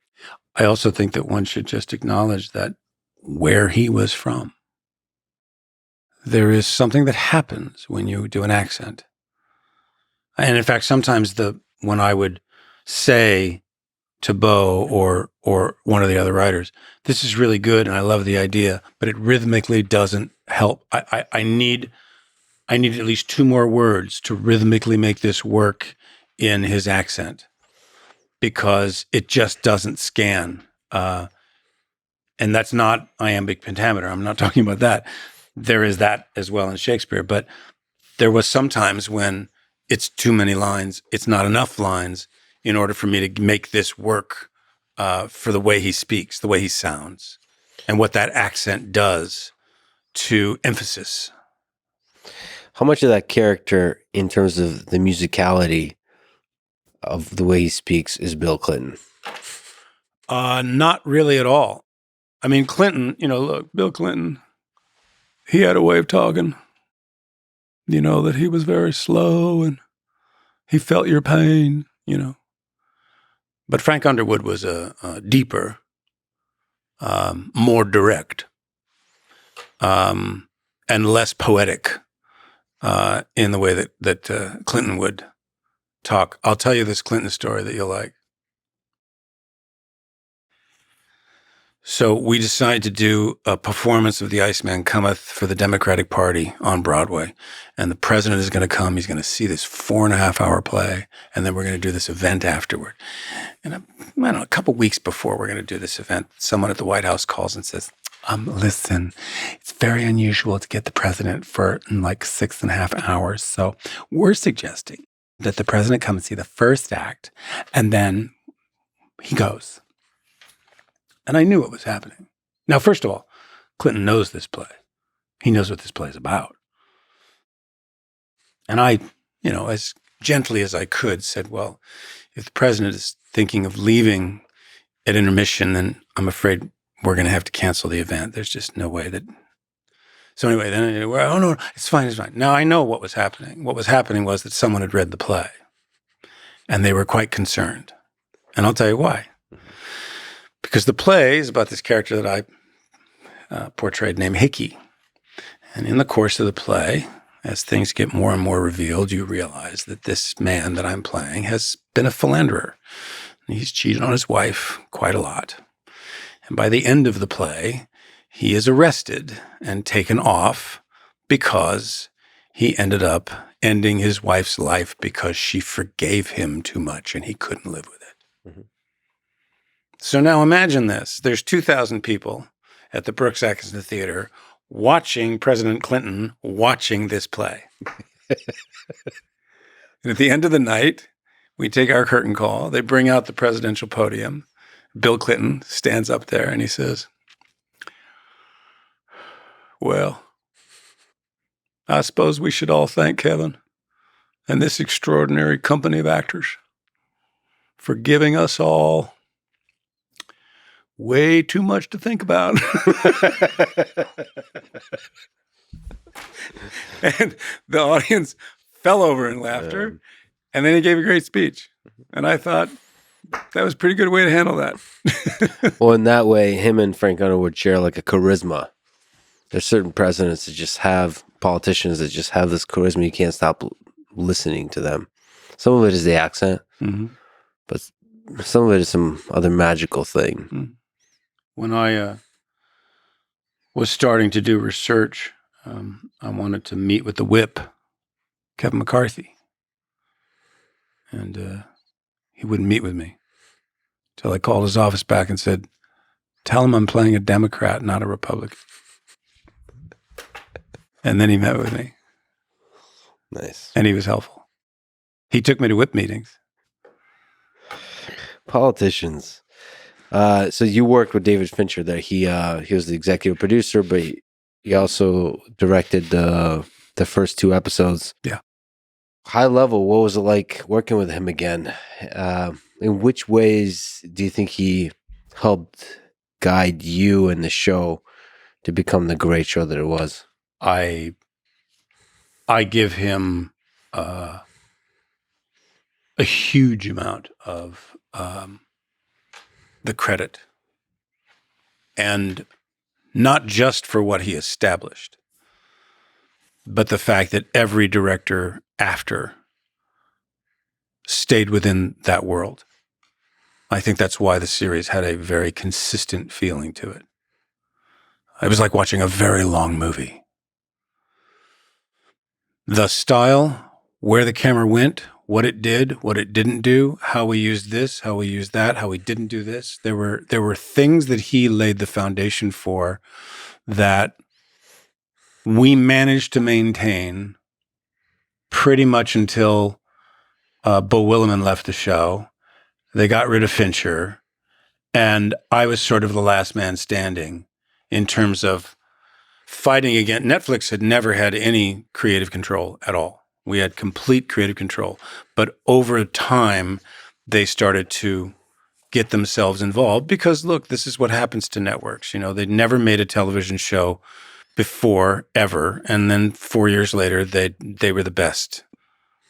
And so, you know, then you're going to get suggestions about casting and about writing and about who's music and scenes. And so there was a considerable amount of a pushback that I had to do when they started to get involved in ways that I thought was affecting the quality of the show. What are those battles like? Like, I heard that there was a battle with the execs, like you mentioned early on about your name not being on the billing for 7. I heard that there's battles about the ending of 7, which was really, well, it was pretty dark. So what's that battle like? How often does that happen, and how do you win that battle? Like, because it feels like there's a line where the networks or the execs are really afraid of crossing that line into this strange, uncomfortable place. And then the great directors and great actors kind of flirt with that line. It can happen in different ways. I mean, I remember one argument we had was we had specifically shot a scene so that there would be no score in that scene, so that there was no music. It was just 2 people talking. And then we end up seeing a cut where they've decided to put music in. And it is against everything that scene's supposed to be about. And you have to go and say, guys, this was intentional. We did not want score. And now you've added score because what, you think it's too quiet? You think our audience can't listen to 2 people talk for 2.5 minutes? This show has proved anything. It's proved that people have patience and they're willing to watch an entire season over a weekend. So there are those kind of arguments that can happen. You know, there's different arguments on different levels, and they sometimes have to do with. I mean, look, go back to The Godfather. They wanted to fire Pacino because they didn't see anything happening. They saw nothing happening, so they wanted to fire Pacino. And then finally, Coppola thought, "I'll shoot the scene where he kills the police commissioner, and they'll do that scene now." And that was the first scene where they went, "Yeah, actually, there's something going on there." So Pacino kept the role. You think that Godfather's when Pacino was like the Pacino we know was born? Or is that more like there's the character that really over the top in Scent of a Woman? There's like stages, I suppose. Yeah, of course. Look, I think that we can't forget that Pacino is also an animal of the theater.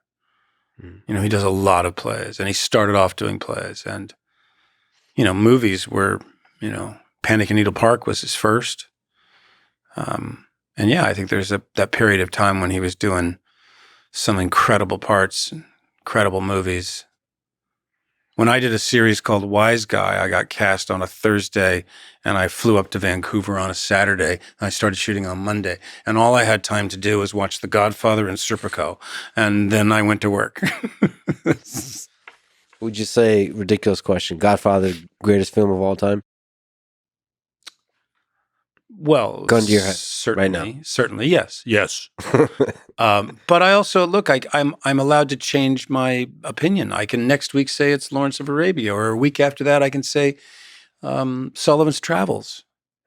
I mean, that's the wonderful thing about movies, and particularly great movies, is when you see them again, it's like seeing them for the first time. Yeah, you pick up things that you didn't see the last time, and for that day you fall in love with that movie. You might even say to a friend that is the greatest movie of all time. And also, I think it's the degree with which directors are daring. I mean, Kubrick decided to cast one actor to play 3 major roles in Dr. Strangelove. I mean, who has the balls to do that today? I was going to mention when we're talking about Seven that just if you're looking at the greatest performances, portrayals of murderers, so obviously, like I mentioned, Hannibal Lecter in Silence of the Lambs, that's up there. Seven to me is like competing for first place with Silence of the Lambs. But then there's a different one with Kubrick and Jack Nicholson, right? With The Shining. Mm-hmm. And there's as opposed to a murderer who's always been a murderer, here's a person like in American Beauty who becomes that, who descends into madness. Yeah. I read also that Jack Nicholson improvised Here's Johnny in that scene. I believe that.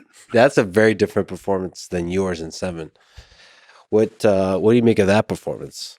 Nicholson's always been such an incredible actor because he has absolutely no shame about being demonstrative and over the top, and he also has no problem playing characters who are deeply flawed, and he's interested in that.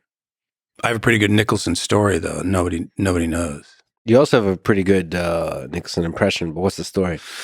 Story is the story was told to me by a sound man, Dennis Maitland, who's a great guy. He said he was very excited because he got on Prizzi's Honor, which was Jack Nicholson and Angelica Houston, directed by John Huston. And he said, I was so excited. It's my first day on the movie, and I get told to go into Mr. Nicholson's trailer and mic him up for the first scene.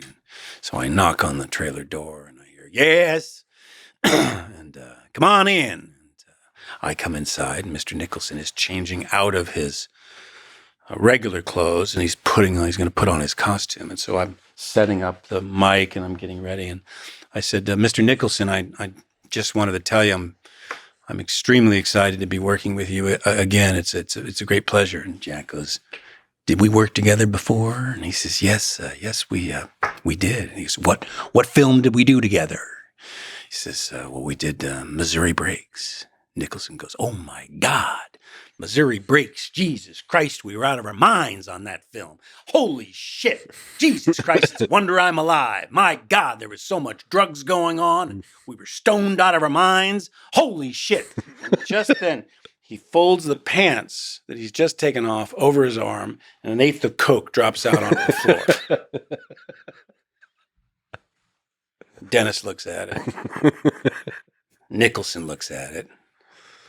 Jack goes, haven't worn these pants since Missouri Breaks. Man, I love that guy. Unapologetically himself. Oh, yeah. Your impression of him, like at the AFI, was just great. Well, that was for Mike Nichols. Oh yeah, he had a big impact in your career. Huge, really important. Career. Can you talk about him? Like what role did he play in your life? I think it was, it was 1984. I went in to audition for the national tour of a play called The Real Thing, which Jeremy Irons and Glenn Close were doing on Broadway that Mr. Nichols had directed. So I went in to read for this character, Brody, who is a Scottish character.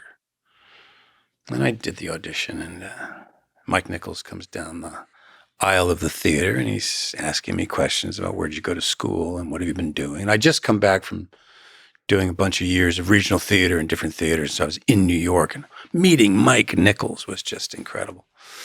So Mr. Nichols went, have you seen the other play that I directed up the block called Hurly Burly? And I said, no, I haven't. He says, why not? I said, I can't afford a Broadway ticket. He said, we can arrange that. I'd like you to go see that play, and then I'd like you to come in next week and audition for that. I was like, okay. So I went to see Hurly Burly, William Hurt, Harvey Keitel, Chris Walken, Candice Bergen, Cynthia Nixon, Jerry Stiller. And I watched this play. It's a play, David Ray play about Hollywood. This is crazy. I mean, Bill Hurt was like unbelievable. And it was extraordinary. Chris Walken, these guys were. So there's this Harvey Keitel. Walken came in later. Harvey Keitel's playing this part. And I come in and I audition for it. And Nichols says, I want you to understudy Harvey Keitel. I want you to understudy Phil. And I'm like, Phil? I mean, Harvey Keitel is like in his 40s. He looks like he can beat the shit out of everybody on stage. I'm this like 24-year-old. And Nichols said, it's just all about attitude. If you believe you can beat the shit out of everybody on stage, the audience will too. So, okay. So I then started to learn Phil. And the way it works when you're an understudy, unless you're a name, they don't let you rehearse on the stage. You just rehearse in a rehearsal room. But I used to sneak onto the stage and rehearse and try to figure out where the props were and yada, yada. Anyway, one day I get a call. You're going on today. It's Phil. So I went on. Nichols is told by Peter Lawrence, who's the stage manager, Spacey's going on as Phil. So Nichols comes down and watches the second act, comes backstage. He says, that was really good. How soon could you learn Mickey? Mickey was the role that Ron Silver was playing, that Chris Walken also played. I said, I don't know. I maybe a couple of weeks. He goes, learn Mickey too. So I learned Mickey. And then one day I'm told, you're going on tomorrow night as Mickey. Nichols comes, sees the second act, comes backstage, says, that was really good. I mean, that was really funny. How soon could you learn Eddie? And so I became like the pinch hitter on Hurly Burly. I learned all the male parts, including Jerry Stiller's, although I never went on as Jerry Stiller's part. And then I left the play.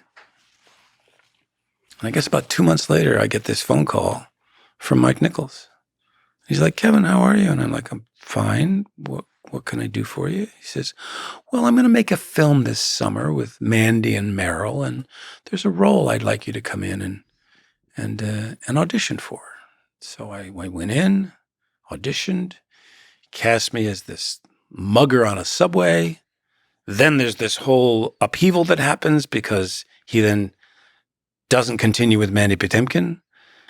Mandy leaves the movie, and he asked Jack Nicholson to come in and replace Mandy Patinkin. So now I had no scenes with him, but I'm in a movie with Jack Nicholson and Meryl Streep. And my first scene in this movie, which I shot on my birthday, July 26th of 85, I got to wink at Meryl Streep in this scene. And I was so nervous. I literally couldn't wink. Nichols had to like calm me down and help me wink. But that became my very first film. And he was incredible. And he let me come and watch when they were shooting scenes I wasn't in. And I remember ending up one day in the makeup trailer on the same day we were working, Jack and me. We had no scene together. But I remember him coming in and they put him down in the chair and they put frozen cucumbers on his eyes and did his neck.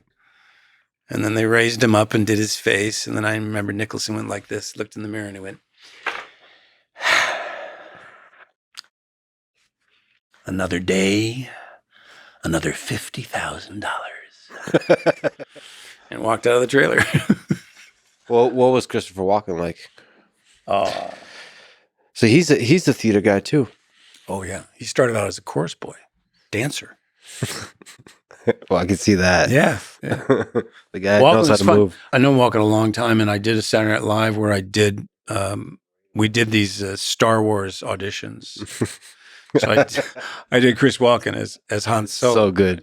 And I'll never forget this. I was in Los Angeles about 2 weeks after, and I was at Chateau Marmont. There's some party happening at Chateau Marmont, and I saw Chris Walken come onto the balcony, and I was like, oh, shit, it's Chris Walken. And he walked up to me and he went, Kevin, I saw your little sketch. It was funny, haha. Oh, man. It was a really good sketch. And that guy, there's certain people that are truly unique and unapologetic, continue being that throughout their whole career. The way they talk, the musicality of how they talk, how they are, their way of being. He's that. Yeah. and it somehow works. This watch. Yeah. And it works in so many different contexts.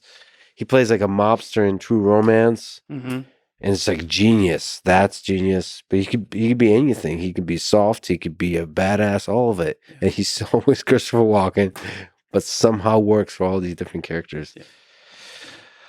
So I guess we were talking about House of Cards like 2 hours ago before we took a tangent upon a tangent. But there's a moment in episode 1 where President Walker broke his promise to Frank Underwood that he would make him a Secretary of State. Was this when the monster in Frank was born, or was the monster always there? The sort of, for you looking at that character, was there an idealistic notion to him that there's loyalty and that broke him? Or did he always know that there is this whole world is about manipulation and do anything to get power? Well, I mean, it might have been the first moment an audience saw him be betrayed, but it certainly was not the first betrayal he'd experienced. And once you start to get to know him and learn about his life and learn about his father and learn about his, friends and learn about their relationship and learn what he was like even as a cadet, I think you start to realize that this is a man who has very strong beliefs about loyalty. And so it wasn't the first. It was just the first moment that, in terms of the storyline that's being built, Night Takes King was the name of our production company. Yeah. What do you think motivated him at that moment and throughout the show? Was it all about power and also legacy? Or was there some small part underneath it all where he wanted to actually do good in the world? No, I think power is a afterthought. What he loved more than anything was being able to predict how human beings would react. He was a behavioral psychologist. And he could know, like he was 17 moves ahead in a chess game. He could know if he did this at this moment, that eventually this would happen. He was able to be predictive and was usually right. He knew just how far he needed to push someone to get them to do what he needed them to do in order to make the next step work. You've played a bunch of evil characters. Well, you call them evil. But you don't, the reason I say that, and I don't mean to be snarky about it, but the reason I say it that way is because I never judge the people I play. And the people that I have played, or that any actor has played, don't necessarily view themselves as this label. It's easy to say, but that's not the way I can think. I cannot judge a character I play and then play them well. I have to be free of judgment. I have to just play them and let the cards drop where they may, and let an audience judge. I mean, the fact that you use that word is perfectly fine. Mm-hmm. That's your, but it's like people asking me, was I really from K-Pax or not? It's just entirely depends on your perspective. Do roles like that, like Seven, like Frank Underwood, like Lester from American Beauty, do they change you psychologically as a person? So walking around in the skin of these characters, these complex characters with very different moral systems.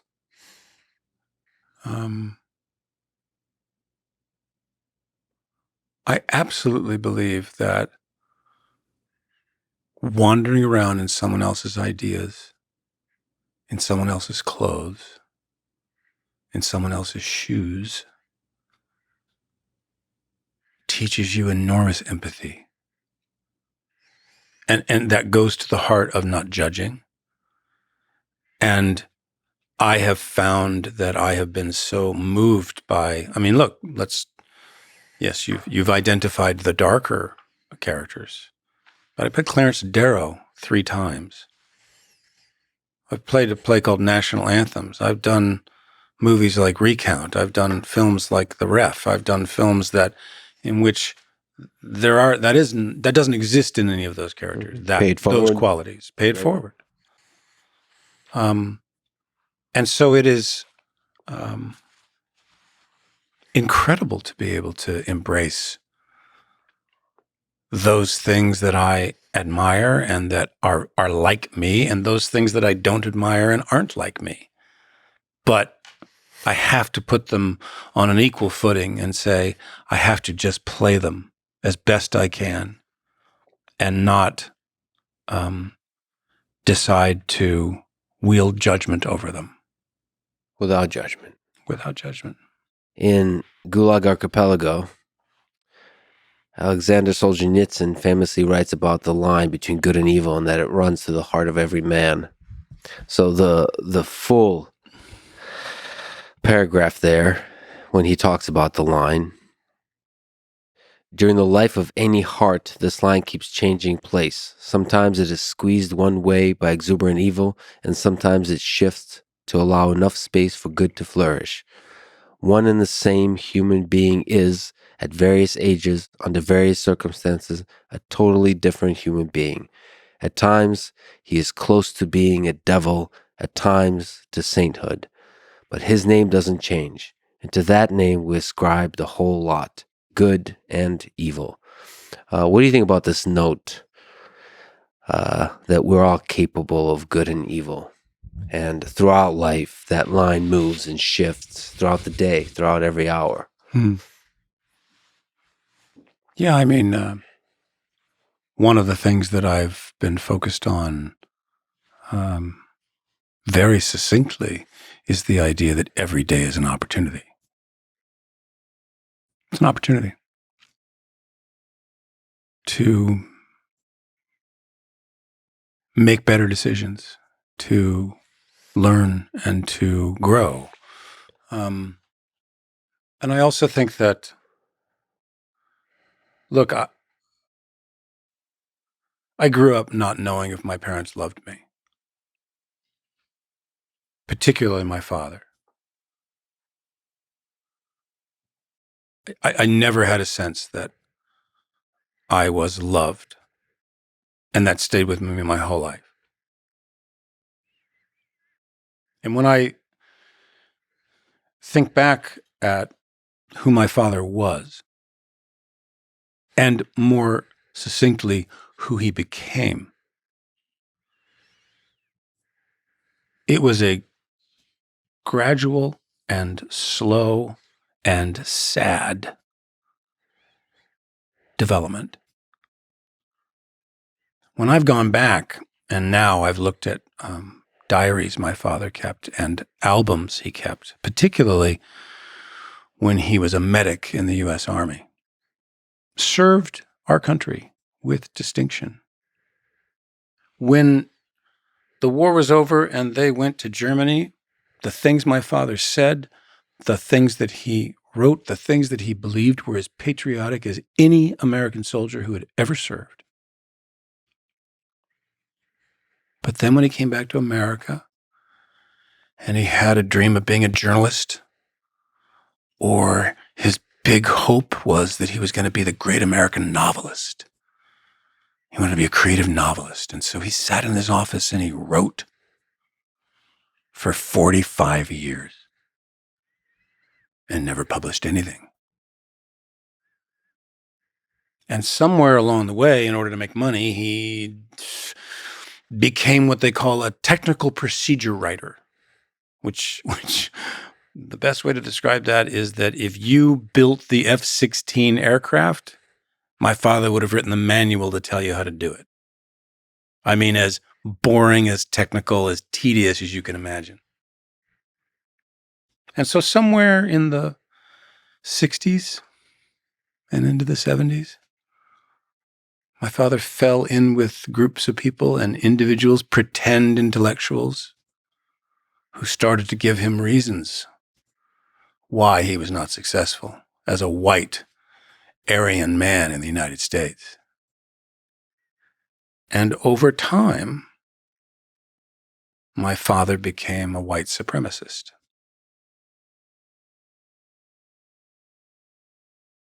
And I cannot tell you the amount of times as a young boy that my father would sit me down and lecture me for hours and hours and hours about his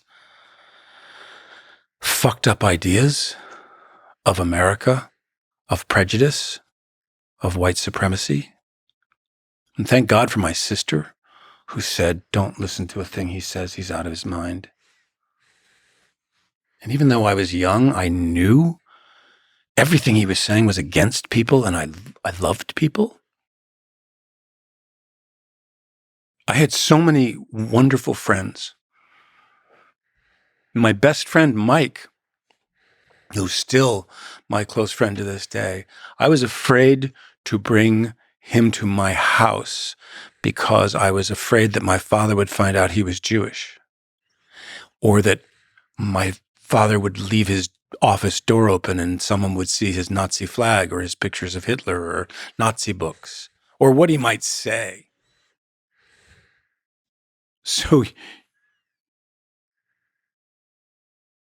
when I found theater in the 8th grade, and debate club and choir and festivals and plays and everything I could do to participate in that wouldn't make me have to come back home, I did. And I've had to reconcile who he became. Because the gap between that man who was in the U.S. Army as a medic and the man he became, I could never fill that gap. But I've forgiven him. But then at the same time, I've had to look at my mother and say, she made excuses for him. Oh, he just needs to get it off his chest. Oh, it doesn't matter. Just let him say. So while on the outside, I would say, oh, yeah, my mother loved me, but she didn't protect me. So was all the stuff that she expressed and all of the attention and all the love that I felt, was that because I became successful and I was able to fulfill an emptiness that she'd lived with her whole life with him? I don't know, but I've had to ask myself those questions over these last years to try to reconcile that for myself. And the thing you wanted from them and for them is less hate and more love. Did your dad said he loves you? I don't have any memory of that. I was in a program and they were showing us an experiment that they'd done with psychologists and mothers and fathers and their children. And the children were anywhere between 6 months and a year, sitting in a little crib. And the exercise was this. Parents are playing with the baby right there, toys, yada, yada, baby's laughing. And then the psychologist would say, stop. And the parent would go like this. And you would then watch for the next 2.5, 3 minutes, this child trying to get their parents' attention in any possible way. And I remember when I was sitting in this theater watching this, I saw myself. That was me screaming and reaching out and trying to get my parents' attention. That was me. And that was not something I'd ever remembered before, but I knew that what that baby was going through. Is there some elements of politics and maybe the private sector that are captured by a House of Cards? Like how true to life do you think that is? From everything you've seen about politics, from everything you've seen about the politicians of this particular elections. I heard so many different reactions from politicians about House of Cards. Some would say, oh, it's not like that at all. And then others would say, it's closer to the truth than anyone wants to admit. And I think I fall down on the side of that idea. I have to interview some world leaders, some big politicians. In your understanding of trying to become Frank Underwood, what advice would you give in interviewing Frank Underwood? how to get him to say anything that's at all honest? Well, in Frank's case, all you have to do is tell him to look into the camera, and he'll tell you. He'll tell you what you want to hear. Yeah. Unfortunately, we don't get that look into the mind of a person the way we do with Frank Underwood in real life. Sadly. Well, but you could say to somebody, "You like the series House of Cards? I'd love for you to just look into the camera and tell us what's really going on, what you really feel about blah blah blah." That's a good technique. I'll try that with Zelensky and with Putin. What do you hope your legacy as an actor is, and as a human being? People ask me now, what's your favorite performance you've ever given? And my answer is, I haven't given it yet. So there's a lot more that I want to be challenged by, be inspired by. There's a lot that I don't know. There's a lot I have to learn. And that is a very exciting place to feel that I'm in. It's been interesting because, we're going back, we're talking. And, it's nice to go back every now and then. But I'm focused on what's next. Do you hope the world forgives you?